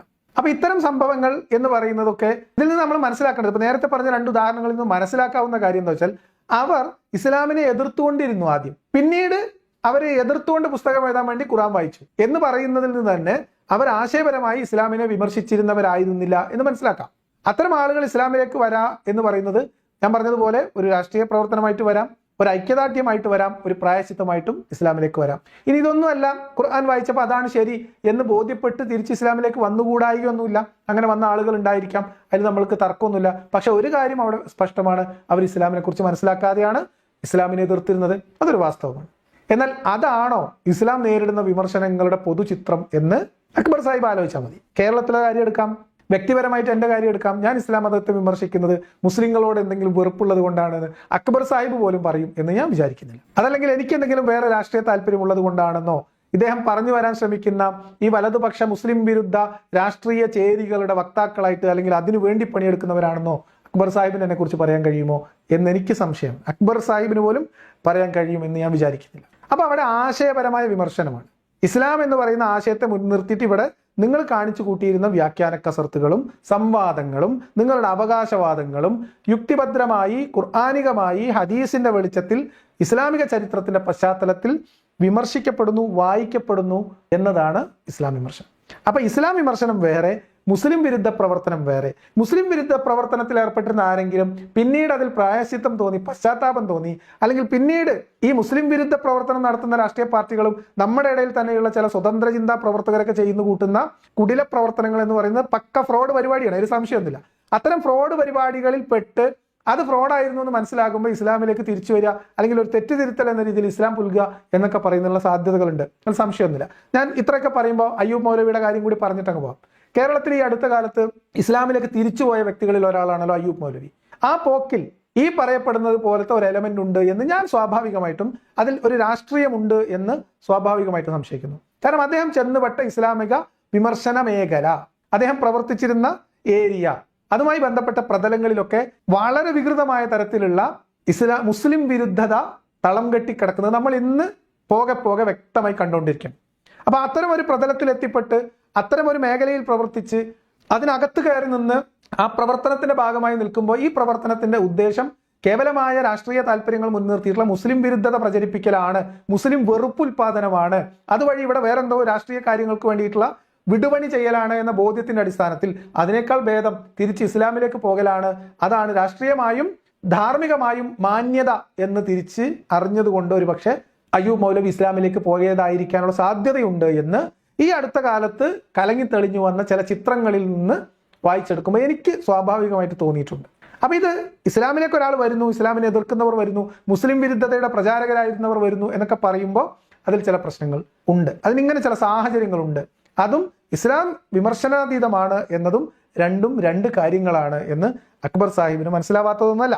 ഇനി എന്തായാലും ഇപ്പൊ ആശ്വാസം കണ്ടെത്തുന്ന രീതിയാണ്. നമുക്ക് എന്തായാലും കുറച്ചുകൂടി കേൾക്കാം. ഞാൻ സൂചിപ്പിക്കുന്നത് ഇസ്ലാമിനെ വിമർശിക്കുവാനും വെല്ലുവിളിക്കുവാനും പ്രവാചകൻ സല്ലല്ലാഹു അലൈഹി വസല്ലമയെ തമസ്കരിക്കുവാനും പരിശുദ്ധ ഖുർആനിനെ തെറ്റിദ്ധരിപ്പിക്കുവാനും എല്ലാം പരിശ്രമിച്ച ആളുകൾ പോലും ഖുർആനിന്റെ വെളിച്ചവും പ്രവാചക ജീവിതത്തിന്റെ പ്രഭയുമെല്ലാം അനുഭവിച്ചറിയുമ്പോൾ ഇസ്ലാമിലേക്ക് കടന്നു വരുന്നു എന്നത് മനുഷ്യരുടെ മസ്തിഷ്കത്തെയും മനസ്സിനെയും ആത്മാവിനെയും ശരീരത്തെയും എല്ലാം ചൂഷണം ചെയ്യുന്നതിന് വേണ്ടി പരിശ്രമിക്കുന്ന മുതലാളിത്തത്തിനും ലിബറലിസത്തിനും അതിന്റെ അനുഗുണമായി അനുരണനമായി സ്ഥിതി ചെയ്യുന്ന ആത്മീയതയുടെ മതത്തിന്റെ ആളുകൾക്കും പൗരോഹിത്യ മതത്തിന്റെ ആളുകൾക്കുമെല്ലാം ഇസ്ലാം അതുകൊണ്ട് തന്നെ എതിർപക്ഷത്താവുകയും ഇസ്ലാമിനെതിരെയുള്ള തന്ത്രങ്ങൾ ആവിഷ്കരിക്കുകയും ഇസ്ലാമിനെ കുറിച്ച് ആരും പഠിച്ചു പോകരുത് എന്ന് കരുതി ഇത്തരത്തിലുള്ള വൃത്തികെട്ട കഥകൾ പ്രവാചകനെയും പരിശുദ്ധ ഖുർആനിനെയും കുറിച്ച് പ്രചരിപ്പിച്ച് ആളുകൾക്കിടയിൽ ഭയമുണ്ടാക്കുകയും ചെയ്തുകൊണ്ടിരിക്കുന്ന ഒരു ലോകക്രമത്തിലാണ് നമ്മൾ ജീവിക്കുന്നത്. നിങ്ങൾക്ക് ആർക്കെങ്കിലും എന്തെങ്കിലും മനസ്സിലായോ? മനസ്സിലായവർ മനസ്സിലായി എന്നൊന്ന് പറയും. എനിക്ക് കാര്യമായിട്ടൊന്നും മനസ്സിലായില്ല എന്താണ് ഇദ്ദേഹം പറഞ്ഞത്. ഇദ്ദേഹം പറഞ്ഞതിന്റെ ആകത്തുക ആയിട്ട് നമുക്ക് അരിച്ചു പെറുക്കി എടുക്കാവുന്ന ഒരു സാധനം. ഇദ്ദേഹം വലിയൊരു സ്റ്റേറ്റ്മെന്റ് ആണ്. ഇതിനിടയിൽ അദ്ദേഹത്തിന്റെ ബ്രീത്തിങ് സ്പേസ് എല്ലാം കൂടെ വലിയൊരു സെന്റൻസ് ആണ്. അപ്പൊ അതൊക്കെ ഞാൻ പാകത്തിന് അതിന്റെ ഇടയിലെ ഗ്യാപ്പൊക്കെ കളഞ്ഞ് പരമാവധി സ്പീഡാക്കിയിട്ട് എടുത്തതാണ്. ഒന്നും മനസ്സിലാവുന്നില്ല. അപ്പൊ എന്തൊക്കെയോ പറഞ്ഞുകൊണ്ടിരിക്കുകയാണ്. എന്താണ് മുതലാളിത്തം, ലിബറലിസം, കുറെ സാധനങ്ങൾ പറയുന്നുണ്ട്. അപ്പൊ ആദർശപരമായിട്ട് പിടിച്ചു നിൽക്കാൻ പറ്റാതെ യൂറോപ്പ് ആകെ ഇസ്ലാമിലേക്ക് വരുന്നത് കൊണ്ട് ഭയവിഹ്വലരായ ഇസ്ലാമിന്റെ ശത്രുക്കൾ മുഹമ്മദ് നബിയെ കുറിച്ച് ഇല്ലാത്തത് പറഞ്ഞ് ഇസ്ലാമിനെ കുറിച്ചും ഖുർആനെ കുറിച്ചും ഇല്ലാത്തത് പറഞ്ഞ് തെറ്റിദ്ധരിപ്പിച്ച് ആളുകൾ ഭയം ജനിപ്പിച്ച് ഇസ്ലാമിനെ കുറിച്ച് ആരും മനസ്സിലാക്കരുത്, ആരും ഇസ്ലാമിലേക്ക് പോകരുത് എന്ന തരത്തിൽ അതിനു വേണ്ടിയിട്ടുള്ള പ്രവർത്തനങ്ങൾ ചെയ്യുകയാണ് എന്നൊക്കെയാണ് ഇദ്ദേഹം പറയാൻ ശ്രമിച്ചത്. വാസ്തവത്തിൽ അങ്ങനെയൊന്നുമില്ല. എന്താണ് സംഭവം? നമുക്കൊന്നുകൂടി കുറച്ചുകൂടി മുന്നോട്ട് പോകാം. ഇതിൽ ഇദ്ദേഹം പറഞ്ഞ ഒരു ഭാഗത്ത് തിരുത്തിക്കൊണ്ട് നമുക്ക് മുന്നോട്ട് പോകാം. ഇസ്ലാമിനെതിരെയുള്ള തന്ത്രങ്ങൾ ആവിഷ്കരിക്കുകയും ഇസ്ലാമിനെ കുറിച്ച് ആരും പഠിച്ചു പോകരുത് എന്ന് കരുതി ഇത്തരത്തിലുള്ള വൃത്തികെട്ട കഥകൾ പ്രവാചകനെയും പരിശുദ്ധ ഖുർആനിനെയും കുറിച്ച് പ്രചരിപ്പിച്ച് ആളുകൾക്കിടയിൽ ഭയമുണ്ടാക്കുകയും ചെയ്തുകൊണ്ടിരിക്കുന്ന ഒരു ലോകക്രമത്തിലാണ് നമ്മൾ ജീവിക്കുന്നത്. ഇതിന്റെ പല ലക്ഷ്യങ്ങളിൽ ഒന്ന് ഇസ്ലാമിനെ തെറ്റിദ്ധരിപ്പിക്കലാണ്. മറ്റൊരു ലക്ഷ്യം പറയും. അപ്പൊ ഇദ്ദേഹം ഇവിടെ പറഞ്ഞത് ഇസ്ലാമിനെ കുറിച്ച് ആരും മനസ്സിലാക്കരുത്, ഇസ്ലാമിലേക്ക് ആകും പോകരുത് എന്നതിനു വേണ്ടി മുഹമ്മദ് നബിയെ കുറിച്ച് ഇല്ലാ കഥകൾ പറയുന്നു, ഇസ്ലാമിനെ കുറിച്ച് ആളുകൾക്ക് ഭയം ജനിപ്പിക്കുന്ന സംഭവങ്ങൾ പറയുന്നു, ആയത്തുകൾ ഉദ്ധരിക്കുന്നു എന്നൊക്കെയാണ്. എന്റെ കാര്യത്തിൽ വളരെ കൃത്യമാണ്. ഇസ്ലാമിനെ കുറിച്ച് ആളുകൾ പഠിക്കണം എന്നാണ് ഞാൻ പറയുന്നത്. കഴിഞ്ഞ തവണ നമ്മുടെ ഷജീറുമായി ബന്ധപ്പെട്ട് ഷജീർ 10,000 ഉറുപ്പിക കൊണ്ട് വന്നപ്പോൾ നമ്മൾ പറഞ്ഞ എന്താ, അതുകൊണ്ട് ഏറ്റവും ചുരുങ്ങിയത് ഒരു 10 ഖുർആൻ പരിഭാഷ വായിച്ച് ഇസ്ലാമിനെ കുറിച്ച് മനസ്സിലാക്കാൻ ആഗ്രഹിക്കുന്നവർക്ക് കൊടുക്കും എന്നാ പറഞ്ഞു. ഷജീർ 10,000 തന്നില്ല, അത് വേറെ കാര്യം. ഷജീറിന് മണ്ണ് കുഴച്ചത് നമ്മൾ ഖുർആനിൽ നിന്ന് എടുത്തു കൊടുക്കണം എന്ന് പറഞ്ഞിട്ട് ആ വെല്ലുവിളി നമ്മൾ ഏറ്റെടുക്കുകയാണ്. ഷഹാദത്തും പിന്നെ വേറെന്തോ ഒരു ടൈറ്റിൽ ഇട്ടിട്ടുണ്ട്. ആ ടൈറ്റിൽ നമ്മൾ കൃത്യമായിട്ട് മണ്ണ് കുഴച്ച് ഷജീറിന് കൈ കൊടുക്കും. അപ്പോഴെങ്കിലും ഷജീർ 10,000 തരാണ്. അതുകൊണ്ടും നമ്മൾ ഖുർആൻ പരിഭാഷ വാങ്ങിയ ആളുകൾക്കുണ്ട്. അപ്പൊ അതുകൊണ്ട് നമ്മൾ പറയുന്നത് ഖുർആനെ കുറിച്ച് പഠിക്കാതിരിക്കണം, ഖുർആൻ ആരും തുടരുത് വായിക്കരുത് എന്നല്ല. ഖുർആൻ അർത്ഥമറിഞ്ഞ് ആശയമറിഞ്ഞ് പഠിക്കണം, വായിക്കണം. എന്താണ് ഇസ്ലാം? ഉസ്താദുമാർ പറഞ്ഞു തന്ന കഥകൾക്കപ്പുറത്തേക്ക് എന്താണ് ഇസ്ലാം? ഇസ്ലാമിന്റെ മതപരമായ അടിത്തറ എന്താണ്? ദൈവവിശ്വാസപരമായ അടിത്തറ എന്താണ്? ഇസ്ലാമിന്റെ രാഷ്ട്രീയ സ്വഭാവം എന്താണ്? അതിന്റെ സാമൂഹ്യ നിയമങ്ങൾ എന്താണ്? പഠിക്കണം എന്നാണ് നമ്മൾ പറയാം. നിങ്ങൾ എപ്പോഴെങ്കിലും ശ്രദ്ധിച്ചിട്ടുണ്ടോ നിങ്ങൾ ആരും ഇസ്ലാമിനെ കുറിച്ച് നോക്കരുതേ, വായിക്കരുതേ, ഖുർആൻ എടുക്കരുതേ, അത് അപകടമാണ് എന്ന് പറയുന്നത്? അത് വായിക്കണം എന്നാ പറയുന്നത്. നിങ്ങൾ ഖുർആൻ വായിക്കൂ എന്നാ പറയുന്നത്. എനിക്കിപ്പോ ക്യാമറ തിരിച്ച് എന്റെ ഷെൽഫ് കാണിക്കാൻ പറ്റാത്തതുകൊണ്ട് എന്റെ ഷെൽഫിൽ ഇസ്ലാം മത വിമർശനം എന്ന രീതിയിലുള്ള ഒരു പുസ്തകവും ഇല്ല. എന്റെ ഷെൽഫിലുള്ളതും എന്റെ ശേഖരത്തിലുള്ളതും മുഴുവൻ ഇസ്ലാമിക പുസ്തകങ്ങളാണ്. ഞാൻ വായിച്ചതും ഇസ്ലാമിക പുസ്തകങ്ങളാണ്. ഇസ്ലാം മതത്തെ വിമർശിക്കാൻ വേണ്ടി എഴുതപ്പെട്ട ഒരു പുസ്തകവും ഞാൻ വായിച്ചിട്ടില്ല. അപൂർവമായിട്ട് ഏതെങ്കിലും ഒരു പുസ്തകത്തിന്റെ ഏതെങ്കിലും പേജൊക്കെ എവിടെ വെച്ചെങ്കിലും യാദൃച്ഛികമായിട്ട് വായിച്ചിരിക്കാം എന്നതിനപ്പുറത്തേക്ക്, ഇപ്പൊ ആരെങ്കിലും ഒരാൾ ഒരു പുസ്തകം സമ്മാനമായിട്ട് തരുമ്പോൾ 2-3 പേജ് വായിച്ചിരിക്കാം എന്നതിനപ്പുറത്തേക്ക് നമ്മളുടെ അറിവിന്റെ അല്ലെങ്കിൽ ഇസ്ലാം മത വിമർശനത്തിന്റെ ഉപാധിയായിട്ട് അതിന്റെ സോഴ്സായിട്ട് സ്രോതസ്സായിട്ട് ഒരു ഇസ്ലാം മത വിമർശകന്റെ പുസ്തകത്തെയും ഞാൻ എടുത്ത് ഉദ്ധരിച്ചിട്ടില്ല, ഇതുവരെ ഉദ്ധരിക്കാൻ ഉദ്ദേശിച്ചിട്ടില്ല. എന്നെ വിളിച്ചിട്ട് ഇസ്ലാമിനെ കുറിച്ച് പഠിച്ചുകൊണ്ടിരിക്കുകയാണ്, ഇസ്ലാമിനെ വിമർശിക്കണം അല്ലെങ്കിൽ ഇസ്ലാമിന്റെ എതിരെയുള്ള വിമർശനങ്ങൾ മനസ്സിലാക്കാൻ ഏതാണ് പുസ്തകം എന്ന് ചോദിച്ചാൽ ഞാൻ ഖുർആനാണ് ഒന്നാമത് പറയുന്ന പുസ്തകം, രണ്ടാമത് ഹദീസ് പറയും, അതിന്റെ തഫ്സീറുകൾ പറയും. അതുകൊണ്ട് അക്ബർ സാഹിബ് അത് വലിയ തെറ്റിദ്ധാരണയിലാണ്. നമ്മൾ ആരും ഇസ്ലാമിനെ കുറിച്ച് പഠിക്കരുതേ, ഇസ്ലാമിലേക്ക് ആരും അടുക്കരുതേ എന്ന് വിചാരിച്ചിട്ടല്ല. ഇസ്ലാമിലുള്ളവരും പുറത്തുള്ളവരും ഇസ്ലാമിനെ സാമാന്യമായി മനസ്സിലാക്കണമെന്നും പുസ്തകം വായിക്കണമെന്നും ഇസ്ലാമിക ഗ്രന്ഥങ്ങൾ വിലയിരുത്തണമെന്നും പറയുന്ന ആൾക്കാരാണ്. അപ്പൊ അതുകൊണ്ട് നിങ്ങൾ വലിയ തെറ്റിദ്ധാരണയാണ്. പഠിക്കരുതേ എന്ന് സങ്കല്പിക്കുന്ന ആൾക്കാർ നിങ്ങളാണെന്ന് എനിക്ക് പലപ്പോഴും തോന്നിയിട്ടുണ്ട്. മുസ്ലിം സമൂഹത്തെ, പ്രത്യേകിച്ച് മുസ്ലിം യുവതയെ ഒരു തരത്തിലുള്ള അപകർഷതാബോധത്തിന് വിധേയമാക്കുകയാണ്. പരിശുദ്ധ ഖുർആനെ കുറിച്ച്, റസൂലുള്ളാഹി സ്വല്ലല്ലാഹു അലൈഹി വസല്ലമയെ കുറിച്ച്, ഇസ്ലാമിനെ കുറിച്ച് അപകർഷതാബോധം യുവതലമുറയുടെ പ്രത്യേകിച്ചും വളർന്നു വരുന്ന ആളുകളുടെ മനസ്സുകൾക്കുള്ളിലേക്ക് ഇട്ടുകൊടുത്തുകൊണ്ട് ആ അപകർഷതാബോധത്തിൽ നിന്ന് അവരെ ഇസ്ലാമിൽ നിന്ന് മെല്ലെ മെല്ലെ കൊണ്ടുപോകാൻ കഴിയുമെന്നാണ് അവർ പ്രതീക്ഷിക്കുന്നത്. അല്ല സാഹിബ്, പിന്നെ നിങ്ങൾക്കൊക്കെ എന്താ പണി എന്ന് ഞാൻ ചോദിക്കാം. കയ്യിൽ ദൈവികമായ ഗ്രന്ഥം ഇരിക്കെ 3 വയസ്സും 3.5 വയസ്സും തൊട്ട് ചെറിയ കുട്ടികളുടെ തലച്ചോറിൽ ഈ ഭയം, ഈ മതം കുത്തി നിറക്കാനുള്ള സകല സംവിധാനങ്ങളും ഒരുക്കി വെച്ചിരിക്കെ, അതിനുള്ള കുടുംബ പശ്ചാത്തലങ്ങൾ രൂപപ്പെടുത്തിയിരിക്കെ, ഇതൊക്കെ ചെയ്തുകൊണ്ട് നിങ്ങൾ വളർത്തിക്കൊണ്ടുവരുന്ന കുട്ടികളിലേക്ക് ഇസ്ലാമിനെ കുറിച്ച് അപകർഷതാബോധം ഉണ്ടാക്കാൻ ഖുർആൻ വചനങ്ങളെ തെറ്റിദ്ധരിപ്പിക്കുന്നു, മുഹമ്മദ് നബിയുടെ ചര്യ എന്ന രീതിയിൽ മുഹമ്മദ് നബിയെ വികൃതമായി ചിത്രീകരിക്കുന്നു. അത് കേട്ട് വിശ്വസിച്ച് അപകർഷതാബോധത്തിലേക്ക് ഇസ്ലാം മതത്തിനകത്ത് വളർന്ന കുട്ടികൾ അകപ്പെട്ടു പോകുന്നു എന്ന് പറഞ്ഞിട്ടുണ്ടെങ്കിൽ അത് നിങ്ങളുടെ പരാജയം തുറന്ന് സമ്മതിക്കലാണ്. നിങ്ങൾ സമ്പൂർണ്ണ പരാജയമാണ് എന്ന് നിങ്ങൾ തുറന്ന് സമ്മതിക്കുകയാണ് സാഹിബേ. അങ്ങനെ നിങ്ങൾ തുറന്ന് സമ്മതിച്ചാൽ പിന്നെ നമുക്കൊന്നും ചെയ്യാനില്ല. ഇത്രയൊക്കെ മിഷനറി പ്രവർത്തിപ്പിച്ച് നിങ്ങൾ ഇസ്ലാമികമായി വളർത്തിക്കൊണ്ടുവരുന്ന കുട്ടികളെ ഏതെങ്കിലും ഒന്നോ രണ്ടോ ഇസ്ലാം മത വിമർശകർ ഇരുന്ന് അപകർഷതാബോധം ഉണർത്താൻ ശ്രമിച്ചാൽ അതിലവർക്ക് അപകർഷതാബോധം ഉണ്ടാവുകയും അവർ ഇസ്ലാമിൽ നിന്ന് അകന്നു പോകാൻ കാരണമാവുകയും ചെയ്യും എന്ന് നിങ്ങൾ ഭയപ്പെടുന്നു എങ്കിൽ നിങ്ങൾ കാര്യമായ അപകർഷതാബോധത്തിലാണ്. ഏറ്റവും കൂടുതൽ അപകർഷതാബോധം നേരിടുന്നത് നിങ്ങളെപ്പോലെയുള്ള മതപ്രചാരകരും പ്രബോധകരും മതനേതൃത്വവും മഹല്ല് സംഘങ്ങളും ആണ് എന്ന് ഉറപ്പിച്ചു പറയും. എന്ന് പറഞ്ഞാൽ അടിവേര് ഇളകിത്തുടങ്ങിയത് നിങ്ങൾ അനുഭവിക്കുന്നു എന്നർത്ഥം. അപ്പൊ എന്തൊക്കെയോ എവിടെയൊക്കെയോ പ്രശ്നമുണ്ട്. ഈ അപകടകരമായ ഏർപ്പാട് സത്യത്തിൽ ഇസ്ലാമിനെതിരെയുള്ള പ്രവർത്തനമാണെങ്കിലും അടിസ്ഥാനപരമായി സംഭവിച്ചുകൊണ്ടിരിക്കുന്നത് കുടുംബ സ്ഥാപനത്തെ തകർക്കലും ധാർമ്മികതയെ പുച്ചൂടും തകർക്കലും അതേപോലെ തന്നെ സമൂഹത്തിൽ നിന്നുകൊണ്ടിരുന്ന നൈതിക ധാർമ്മിക നിയമങ്ങളെയെല്ലാം വെല്ലുവിളിക്കുന്ന തരത്തിൽ പുതിയ തലമുറയെ സജ്ജീകരിക്കുകയും എല്ലാം ചെയ്യുകയാണ്. അതുകൊണ്ട് തന്നെ അവർ ഇസ്ലാമിനെ ഞാൻ സൂചിപ്പിച്ചതുപോലെ തെറ്റിദ്ധരിപ്പിക്കാൻ, പരിശുദ്ധ ഖുർആനെ തമസ്കരിക്കാൻ റസൂലുള്ളാഹി സ്വല്ലല്ലാഹു അലൈഹി വസല്ലം തങ്ങളെ മ്ലേച്ഛമായി അവതരിപ്പിക്കുവാൻ വേണ്ടി പരിശ്രമിക്കുകയാണ്. അപ്പൊ ഇസ്ലാമിന് പുറത്തുള്ള ആളുകളിലേക്കും കൂടിയുള്ള ഒരു അപ്പീലാണ് ഇതിങ്ങനെ ഇസ്ലാമിനെതിരെ ആളുകൾ അപകർഷതാബോധം വളർത്തി ഇസ്ലാമിൽ നിന്ന് ആളുകൾ അടർത്തി കൊണ്ടുപോകുന്നു, ഇസ്ലാമിൽ നിന്ന് ആളുകൾ അകന്നു പോകുന്നു എന്നൊക്കെ പറഞ്ഞാൽ അത് നമ്മുടെ നാട്ടിൽ നിലനിൽക്കുന്ന നൈതിക ധാർമ്മിക മൂല്യങ്ങൾക്ക് എതിരായിട്ടുള്ള ഒരു പ്രവർത്തനമായിട്ട് കാണണം. അതായത് ഇസ്ലാമിന്റെ ധാർമ്മികതയിൽ നിന്ന് ഒരാൾ വിട്ടാൽ പിന്നെ അയാൾ അധാർമിക ജീവിതമാണ് നയിക്കുന്നത് എന്നാണ് അക്ബർ സാഹിബ് പറയുന്നത്. ഞാൻ ആലോചിക്കുന്നത് പഴയ കരച്ചിലുകളെല്ലാം പെറുക്കിയെടുത്ത് പുതിയ കുപ്പിയിലാക്കിയിട്ട് അക്ബർ സാഹിബ് അവതരിപ്പിക്കുകയാണ് കൂട്ടരെ ചെയ്യുന്നത്. 1.5 വർഷത്തെ ഗ്യാപ്പിന് ശേഷം അക്ബർ സാഹിബിന്റെ രംഗപ്രവേശമാണ്. എത്ര ദയനീയമാണ് കാര്യങ്ങൾ എന്ന് ഇതിൽ കൂടുതൽ വലിയ തെളിവ് കേരളത്തിലെ ഇസ്ലാമിന്റെ അവസ്ഥ എന്താണെന്ന് അക്ബർ സാഹിബിന്റെ ഒരു ഇടവേളയ്ക്ക് ശേഷമുള്ള ഈ പ്രസംഗം തെളിവാണ്. അതിൽ കൂടുതൽ എന്ത് തെളിവാ വേണ്ടത്?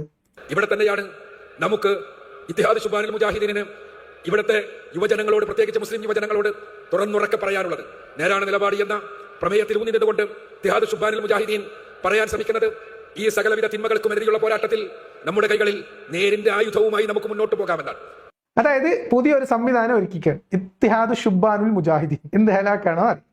എത്ര സംഘടനകൾ! ഏറ്റവും ചുരുങ്ങിയത് കേരളത്തിൽ MM അക്ബർ EA ജബ്ബാർ സംവാദത്തിന് ശേഷം അക്ബർ സാഹിബ് തന്നെ തുടക്കം കുറിച്ചതായി പ്രഖ്യാപിച്ച, അല്ലെങ്കിൽ അക്ബർ സാഹിബ് ഭാഗമായ, അല്ലെങ്കിൽ ആശംസ നേർന്ന 5ാമത്തെയോ 6ാമത്തെയോ ഇസ്ലാമിക പ്രതിരോധ സംവിധാനമാണ് ഇത്തിഹാദ് ശുബാനുൽ മുജാഹിദീൻ. എന്തൊക്കെ സംവിധാനങ്ങൾ, എത്ര പുസ്തകങ്ങൾ, എത്ര ചാനലുകൾ, എത്ര സംവിധാനങ്ങൾ ഇസ്ലാമാണ് ശരി എന്ന് പറയാൻ വേണ്ടിയിട്ട് പുതിയ തലമുറയെ വീണ്ടും അത് ഉറക്കെ പറയാൻ പ്രേരിപ്പിക്കാൻ വേണ്ടിയിട്ട്. അപ്പൊ ഇത് നിങ്ങൾ എല്ലാവരും ശ്രദ്ധിച്ചോന്നറിയില്ല, നിങ്ങൾ എത്ര പേര് ശ്രദ്ധിച്ചോന്നറിയില്ല, ഇതില് ഇവരുടെ കയ്യില് ഒരു നേരിന്റെ ആയുധമുണ്ട്. ആ ആയുധം എന്താ നിങ്ങൾക്ക് അറിയണ്ടേ? നേരിന്റെ ആയുധം എന്നൊരു ആയുധമുണ്ട് സാഹിബേ. അതെ, നേരിന്റെ ആയുധം നമ്മുടെ കയ്യിൽ. ഏറ്റവും ലോകത്ത് അവസാന നാൾ വരെയുള്ള മനുഷ്യരോട് സർവശക്തനായ തമ്പുരാൻ സംസാരിച്ച പരിശുദ്ധ ഖുർആൻ, അള്ളാഹുവിന്റെ വചനങ്ങൾ മാത്രമുള്ള, അള്ളാഹുവിന്റെ വർത്തമാനമുള്ള പരിശുദ്ധ ഖുർആനുണ്ട്. ആ പരിശുദ്ധ ഖുർആനാകട്ടെ ലോകത്ത് ധാർമ്മികതയുടെ വിഷയത്തിൽ ലോകത്തെ വെല്ലുവിളിക്കുന്ന, ഇതിന് തുല്യമായ, ഇതിന് സമാന്തരമായ, ഇതിനേക്കാൾ നല്ല ഒരു ധാർമ്മിക പദ്ധതി കൊണ്ടുവരുവാൻ ആർക്കെങ്കിലും കഴിയുമോ എന്ന് വെല്ലുവിളിക്കുന്ന പരിശുദ്ധ ഖുർആൻ നമ്മുടെ കൈകളിലുണ്ട്. പറയുന്ന കേട്ടാൽ തോന്നും അത് മിഞ്ഞാന്ന് തട്ടുമ്പുറന്ന് കിട്ടിയതാണെന്ന്. ഇത് എന്നും നിങ്ങളെ കയ്യിലില്ലേ സാഹിബേ? നിങ്ങൾ സംവാദം നടത്തുമ്പോൾ നിങ്ങളെ കയ്യിലില്ലേ? നിങ്ങൾ ക്രിസ്തീയ പുരോഹിതന്മാരോടും ഹിന്ദു സന്യാസിമാരോടും മത്സരിച്ച് അവിടെ ഇസ്ലാമാണ് ശരിയെന്ന് സ്ഥാപിക്കുമ്പോൾ നിങ്ങളുടെ കയ്യിൽ ആ പുസ്തകം തന്നെയല്ലേ ഉള്ളത്? അതിനു മുമ്പ് കുറെ കാലം ലോകത്ത് പലയിടത്തും ഇസ്ലാമിക പ്രബോധനം നടത്തിയതൊക്കെ ആ പുസ്തകം വെച്ചിട്ടുണ്ടല്ലേ? ഇപ്പൊ പിന്നെന്താ നിങ്ങൾ പ്രത്യേകിച്ച് ഒരു സംഘടനയും പിന്നെ വീണ്ടും നമ്മൾ ഖുർആൻ ഉണ്ട് എന്ന് ഉറക്കെ പറയും ചെയ്യുന്നതിന്റെ ഒരവസ്ഥ എന്താണ്? എന്താ നിങ്ങളെ പ്രശ്നം? എന്താണ് നിങ്ങൾ അലട്ടുന്ന വേവലാതി? നിങ്ങൾ പറയും.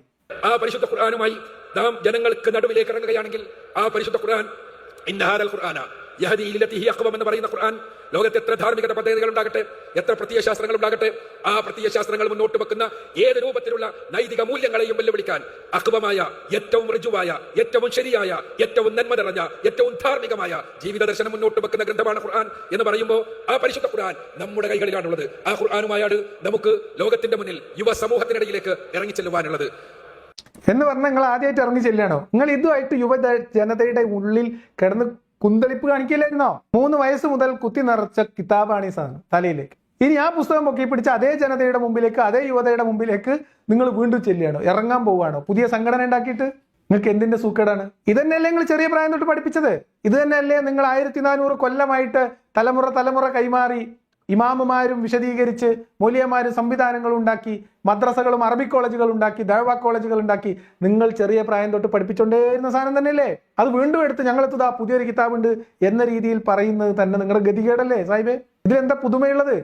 എനിക്ക് മനസ്സിലായി. ഇനി ഈ പുസ്തകം കയ്യിലുണ്ടെങ്കിൽ നമ്മൾ ആരെയും പേടിക്കേണ്ട എന്നാണെങ്കിൽ, ഈ പുസ്തകം കൊണ്ട് ലോകത്തിലുള്ള സകല ഇസ്ലാമിക വിരുദ്ധ ശക്തികളെയും നേരിടാമെന്നും ഇസ്ലാമിൽ നിന്ന് പുറത്തോട്ട് പോകുന്ന ആളുകളെ തടഞ്ഞു നിർത്താമെന്നും നിങ്ങൾ വിചാരിക്കുന്നുണ്ടെങ്കിൽ ഞാൻ പറയുന്നു, ഇസ്ലാമിൽ നിന്ന് പുറത്തോട്ടുള്ള വാതിൽ തുറന്നു കൊടുക്കുമ്പോൾ അതിന്റെ താക്കോലാണ് അർത്ഥമറിഞ്ഞ് വായിക്കാൻ പറ്റുന്ന ഒരു ഖുർആൻ. മുസ്ലിം സമൂഹത്തിൽ ഇസ്ലാം മതത്തിൽ വിശ്വസിക്കുന്ന ഒരാളെ സംബന്ധിച്ച് കൃത്യമായ അർത്ഥം എഴുതിയ ഒരു കിതാബ് കയ്യിൽ കിട്ടിയാൽ ഇസ്ലാമിൽ നിന്ന് പുറത്തു കിടക്കാനുള്ള ഒന്നാമത്തെ താക്കോൽ അതാണ്. അതുകൊണ്ട് ഞാൻ പറയുന്നു, എല്ലാ വിശ്വാസികളും 2 or 3 ആവർത്തി നിങ്ങളുടെ സാമാന്യ ബുദ്ധി ഓൺ ചെയ്ത് വെച്ചിട്ട്, നേരത്തെ നമ്മുടെ അബ്ദുള്ള ബാസിൽ പറഞ്ഞ മാതിരി യുക്തി ഓഫാക്കി വെച്ചിട്ടല്ല, സാമാന്യ ബുദ്ധിയും ചിന്തയും യുക്തിയും തുറന്നു വെച്ചിട്ട് നിങ്ങൾ ഖുർആൻ അർത്ഥമറിഞ്ഞൊരു 3-4 ആവർത്തി വായിക്കണം. എല്ലാ വിശ്വാസികളും വായിക്കണം. അല്ലാണ്ട് ഇപ്പൊ അതിപ്പോ അക്ബർ സാഹിബ് ഇതും പിടിച്ചിട്ട് എന്താക്കാനാണ് എനിക്ക് മനസ്സിലായില്ല. ഇത്ര കാലങ്ങളെ കയ്യിലുള്ള ഖുർആൻ തന്നെയല്ലേ? അപ്പൊ ഇതിലെന്തോ മാരകമായ അല്ലെങ്കിൽ മാന്ത്രികമായ ശക്തിയുണ്ട്, സിദ്ധിയുണ്ട്, ദൈവികമായ പിന്തുണയുണ്ട് എന്നാണ് സാഹിബ് പറയാൻ ശ്രമിക്കുന്നതെങ്കിൽ അവിടെ നമുക്ക് ചില വിയോജിപ്പുകളും ചില കാര്യങ്ങൾ ഓർമ്മപ്പെടുത്താനും കൂടി ഉണ്ട്. മാതൃക നേടിക്കൊണ്ടിരിക്കുന്ന മനുഷ്യരുടെ ഇടയിലേക്ക് റസൂലുള്ളാഹി സ്വല്ലല്ലാഹു അലൈഹി വസല്ലമയുടെ ജീവിതത്തെയാണ് നമുക്ക് അവതരിപ്പിക്കുവാനുള്ളത്. കഴിഞ്ഞില്ലേ കഥ? ഇനിയിപ്പോ ഖുർആൻ വെച്ചിട്ട് എന്തെങ്കിലും വ്യാഖ്യാനിച്ച് ഒപ്പിക്കാന്ന് വിചാരിക്കാം. അതിന്റെ കൂട്ടത്തിൽ നിങ്ങൾ കൂട്ടാൻ പോകുന്നത് എന്താണ്? ലോകത്തിലെ എല്ലാ മനുഷ്യർക്കും മാതൃകയാക്കാൻ പറ്റുന്ന ഉത്തമമായ മാതൃകയായിട്ട് മുഹമ്മദ് നബിന്റെ ജീവിതം, അല്ലെ? സഹീഹുൽ ബുഖാരിയിലും മുസ്ലിമിലും അതുപോലെയുള്ള ഹദീസ് ഗ്രന്ഥങ്ങളിലും മുഹമ്മദ് നബിയുടെ ജീവചരിത്രം എഴുതിയ സീറയിലും ഒക്കെ വരച്ചു വെച്ചിട്ടുള്ള മുഹമ്മദ് നബിയുടെ ജീവിതം, അതിൽ നിന്ന് പിറവിയെടുത്തിട്ടുള്ള ഇസ്ലാമിക ധാർമ്മിക നിയമങ്ങൾ, സാമൂഹ്യ നിയമങ്ങൾ നല്ല രസമായിരിക്കും. വേഞ്ചല്ലേ പ്രവാചകൻ സല്ലല്ലാഹു അലൈഹി വസല്ലമയെ ചൂണ്ടിക്കാണിച്ചുകൊണ്ട് പരിശുദ്ധ ഖുർആനിലൂടെ പടച്ചതമ്പുരാൻ പറഞ്ഞത് പ്രവാചകനിൽ ഉസ്വത്തുൽ ഹസനയും എന്നതാണ്. അത്യുന്നതമായ, ലോകത്തിന് മുഴുവനും മാതൃകയായ, മനുഷ്യർക്ക് മുഴുവനും പിന്തുടരാൻ കഴിയുന്ന മഹത്തായ ജീവിത പാന്താവുണ്ട് എന്നതാണ്. ആ ഉസ്വത്തുൽ ഹസനയുള്ള റസൂലുള്ളാഹി സ്വല്ലല്ലാഹു അലൈഹി വസല്ലമ, ആ പ്രവാചകനെയാണ് നമുക്ക് ലോകത്തിന്റെ മുന്നിൽ പരിചയപ്പെടുത്തുവാനുള്ളത്. മുഹമ്മദിനെ മാതൃകയാക്കിയിട്ട് ഒരു വിശ്വാസിക്കും ജീവിക്കാൻ കഴിയാത്തൊരു കാലത്ത് നമ്മൾ എത്തിയിട്ടുണ്ട് സാഹിബ്. നിങ്ങൾ ഇത് എന്തറിഞ്ഞിട്ടാ പറഞ്ഞത്? ഖുറാനിൽ അങ്ങനെ പലതും ഉണ്ടാവും, ഉസ്വത്ത് ഹസന എന്നൊക്കെ ഉണ്ടാവും. റഹ്മത്തുല്ലിൽ ആലമീൻ എന്ന് വരെ ഉണ്ട് മുഹമ്മദ് നബിനെ കുറിച്ച്. നിങ്ങൾക്ക് നെഞ്ചത്ത് കൈവച്ച് പറയാൻ പറ്റുമോ മുഹമ്മദ് നബി റഹ്മത്തുല്ലിൽ ആലമീനാണ് എന്ന് നമ്മളിപ്പോ അനുഭവിക്കുന്ന ജീവിതം വെച്ച് പറയാൻ പറ്റുമോ? അപ്പൊ അതുകൊണ്ട് ഉസ്വത്തുൽ ഹസനയും റഹ്മത്തുല്ലിൽ ആലമീനൊക്കെ അവിടെ കയ്യിലിരിക്കട്ടെ. ഈ മുഹമ്മദ് നബി ലോകത്തെമ്പാടുമുള്ള സകല കാലത്തേക്കുള്ള മനുഷ്യർക്ക് പിന്തുടരാൻ കഴിയുന്ന ഏറ്റവും മികച്ച മാതൃക എന്ന രീതിയിൽ നിങ്ങൾ മുഹമ്മദ് നബിനെ മുന്നിൽ വെച്ചാൽ പിന്നെ ഖുർആൻ എന്തിനെ പറ്റുക? ഈ മുഹമ്മദ് നബിയുടെ മാതൃകയുടെ നാണം മറക്കാൻ പോലും ഖുർആൻ പേജ് തികയാതെ വരൂലേ? എന്ത് അബദ്ധമാണ് നിങ്ങൾ കാണിക്കാൻ പോകുന്നത്? ഇത് രണ്ടും കൂടി സൈസാവൂല. എന്ത്? ഖുർആനിന്റെ ദൈവികതയും മുഹമ്മദിന്റെ പ്രവാചകത്വവും കയ്യിലുള്ള കിതാബുകൾ മുഴുവനായി തള്ളാതെ നിങ്ങൾക്ക് സ്ഥാപിക്കുക സാധ്യമല്ല.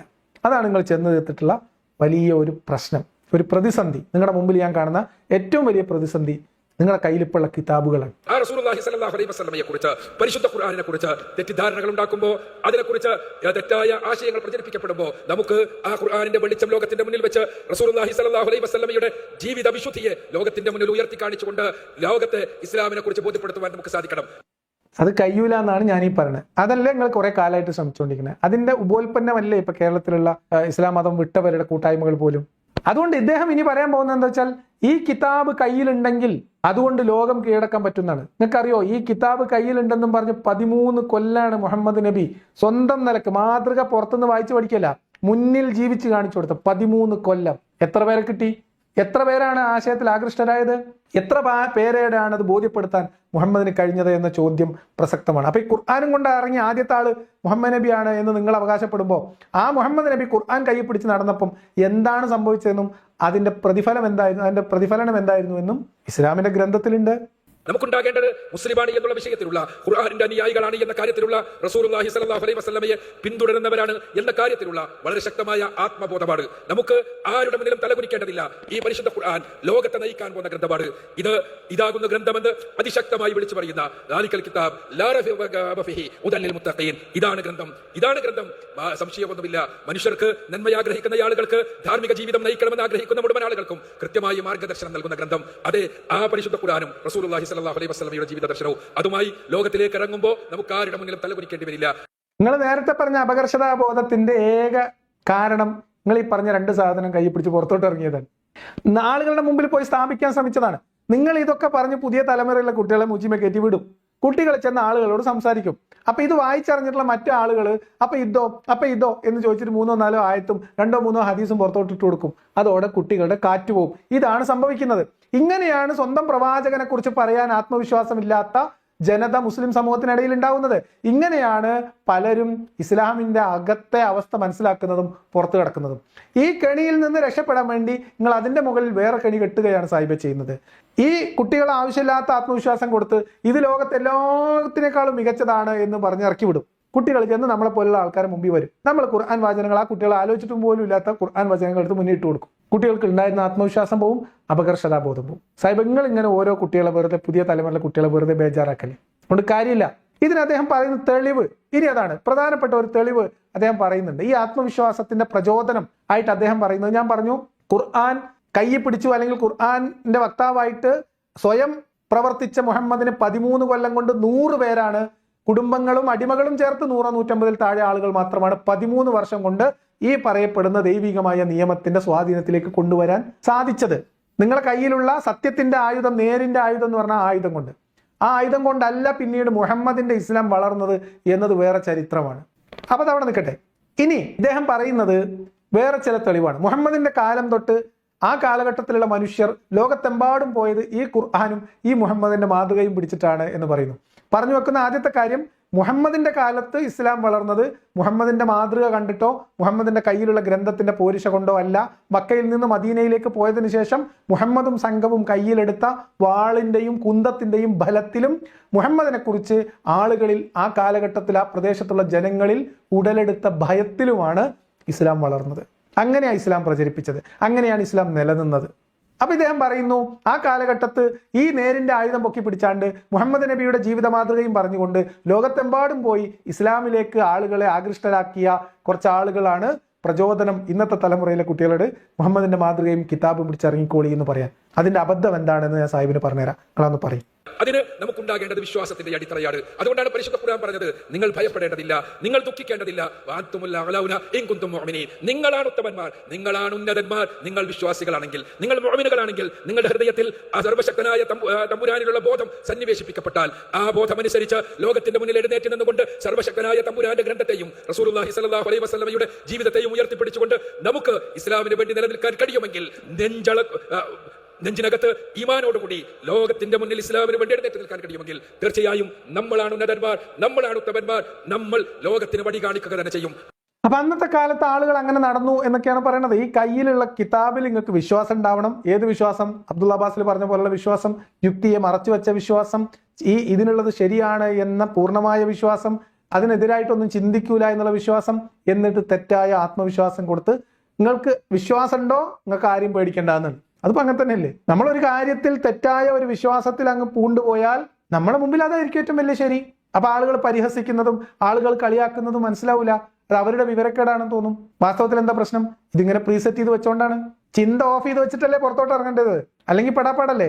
അപ്പൊ ഇനി മുൻകാലത്തുള്ള ആളുകൾ അങ്ങനെ ചെയ്തിരുന്നു എന്നതാണ് അദ്ദേഹത്തിന്റെ തെളിവ്. അതുകൂടി ഒന്ന് കേൾക്കാം.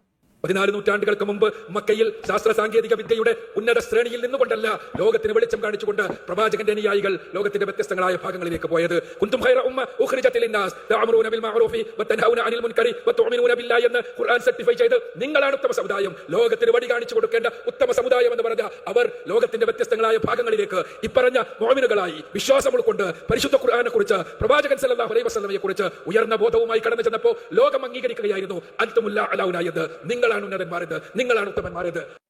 ഇതിനകത്ത് അക്ബർ സാഹിബ് മനസ്സിലാക്കേണ്ട ഒരു കാര്യം, ആവേശമൊക്കെ ഒന്ന് മാറ്റി വെച്ചിട്ട് ഒന്ന് ഇരുന്ന് ആലോചിച്ച് നോക്കിയേ. മുഹമ്മദിന്റെ കാലം തൊട്ടും അതിനെ തുടർന്നും ലോകത്തിന്റെ പല ഭാഗത്തേക്ക് ഖുർആനും പ്രവാചകന്റെ മാതൃകയും ഉയർത്തിപ്പിടിച്ചുകൊണ്ട് പല ആളുകൾ പ്രബോധനാർത്ഥം പല പ്രദേശങ്ങളിലേക്ക് പോയി അവിടെ ഇസ്ലാം എന്താണെന്ന് പരിചയപ്പെടുത്താൻ ശ്രമിച്ചു. ആളുകൾ ഇസ്ലാമിൽ ആകൃഷ്ടരായി ഇസ്ലാം സ്വീകരിച്ചു. ഇതല്ല വാദം? സംഭവിച്ചിരിക്കാം, സാധ്യതയുണ്ട്, കേരളത്തിൽ തെളിവുണ്ട്.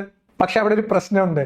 ഈ ചെല്ലുന്ന ആളുകൾ പറയുന്നതിനപ്പുറത്തേക്ക് ഒരു മുഹമ്മദിനെ അവർക്ക് അറിയില്ല സാഹിബെ. അന്ന് അവർക്ക് ഖുർആനിൽ എന്താ ഉള്ളതെന്ന് തിരിയൂല, അവർ ഖുർആൻ വായിച്ചിട്ടില്ല. ഈ വന്ന ആളുകൾ പറയുന്നതനുസരിച്ചാണ് അവർ മുഹമ്മദിനെ മനസ്സിലാക്കുന്നത്. മുഹമ്മദിന്റെ അവിടെ കാണിച്ചു കൂട്ടിയ ചെയ്തികളൊന്നും ഇവർക്ക് അറിയില്ല. എന്ന് പറഞ്ഞാൽ ഹദീസും ഖുർആനും തഫ്സീറും ഈ ചരിത്രങ്ങളും കിതാബുകളും ഒന്നും ലഭ്യമല്ലാത്ത ഒരു കാലഘട്ടത്തിൽ ആ 14 നൂറ്റാണ്ട് മുമ്പത്തെ മനുഷ്യരുടെ ഇടയിലേക്ക് അവരിൽ അറിയപ്പെടാത്ത ഒരാളെ പരിചയപ്പെടുത്തിക്കൊണ്ട് മഹത്വവൽക്കരിച്ച് ചെന്നപ്പം ഒരുപാട് ആളുകൾ അത് ശരിയാണ് എന്ന് വിശ്വസിച്ചു പോയി. അതാ കാലഘട്ടത്തിന്റെ പ്രശ്നം. അന്ന് അങ്ങനെ സംഭവിച്ചു എന്നും വിചാരിച്ചിട്ട് ഇന്ന് നിങ്ങൾ കിതാബുമായിട്ട് ഇറങ്ങണം, മുഹമ്മദ് നബിയുടെ മാതൃക പറയണം എന്നൊക്കെ പറഞ്ഞാൽ അതിനേക്കാളും നല്ലത് നിങ്ങൾ ആ കുട്ടികളെ എന്തെങ്കിലും ചെയ്യുന്നതാണെന്ന് ഞാൻ പറയാം. ഇങ്ങനെ ഒരു അവസ്ഥയിലെ ഒരു കുട്ടികളെയും പറഞ്ഞു വിടരുത്. കാരണം അത് സാധ്യമല്ല. 14 നൂറ്റാണ്ട് മുമ്പ് സഹാബിമാർ പോയ പോലല്ല ഇന്ന് ലോകത്തെമ്പാടും ഇസ്ലാമിനെ കുറിച്ച് പഠിക്കാൻ സംവിധാനമുണ്ട്.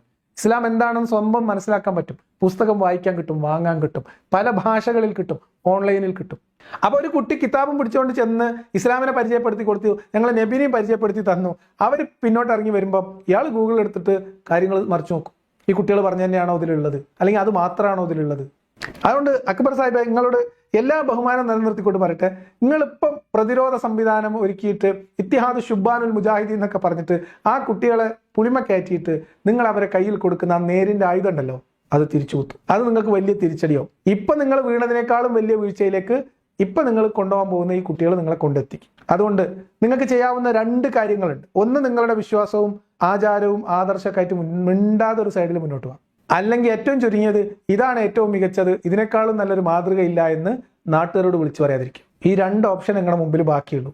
കാരണം നിങ്ങളാണ് ഇക്കൊല്ലത്തിൽ ഇസ്ലാമിനെ കേരളത്തിലാക്കിയത്. ഇനി നിങ്ങൾക്ക് മതിയായിട്ടില്ല, ഇസ്ലാമിനോട് നിങ്ങൾക്ക് എന്തോ പകയുണ്ട്, മുഹമ്മദിനോട് നിങ്ങൾക്ക് എന്തോ വൈരാഗ്യമുണ്ട് എന്ന രീതിയിലാണ് ഇപ്പൊ നിങ്ങളുടെ പ്രവർത്തനം മുന്നോട്ട് പോകുന്നത്.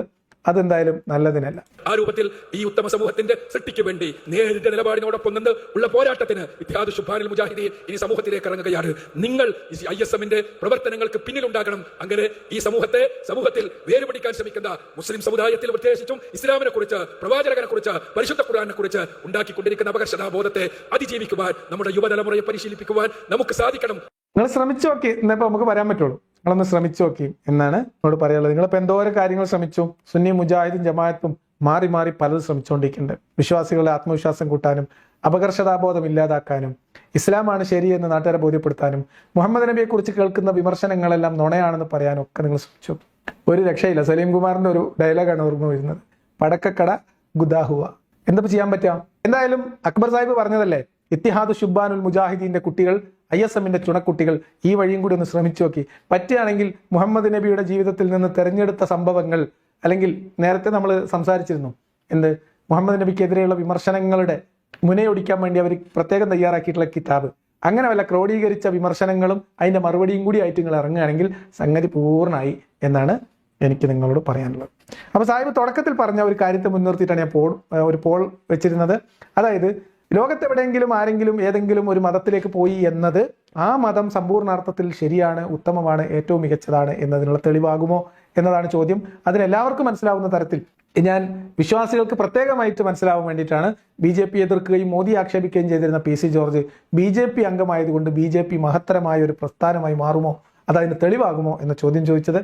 ആണ് എന്ന് പറയുന്ന 18% ആൾക്കാരുണ്ട്, അല്ല എന്നാണ് 63% ആളുകൾ പറഞ്ഞത്, അറിയില്ല എന്ന് പറഞ്ഞവർ 19%. അപ്പൊ അതുകൊണ്ട് ഇതന്നെയാണ് എവിടെയെങ്കിലും ഏതെങ്കിലും സ്വിറ്റ്സർലൻഡിലോ സ്വീഡനിലോ തമിഴ്നാട്ടിലോ കോഴിക്കോടോ ആരെങ്കിലും ഒരാൾ ഇസ്ലാമിലേക്ക് വന്നാലുള്ള ഇസ്ലാം വിട്ടു പോകുന്നവരുടെ കഥയും അക്ബർ സാഹിബ് ഒക്കെ പറയുന്ന തരത്തിലുള്ള ഇസ്ലാമിനെ ഉപേക്ഷിക്കുന്നവരുടെ കഥയും എണ്ണവും വണ്ണവും നമ്മൾ എടുത്ത് പരിശോധിച്ചാൽ സാഹിബ് നിങ്ങൾക്ക് ഉറക്കമില്ലാത്ത രാത്രികളായിരിക്കും മുന്നോട്ട്. അതുകൊണ്ട് നമ്മൾ അതിലേക്ക് കടക്കുന്നില്ല എന്ന് മാത്രം പറഞ്ഞുകൊണ്ട് നമ്മൾ ഇന്നത്തേക്ക് നിർത്തുകയാണ്.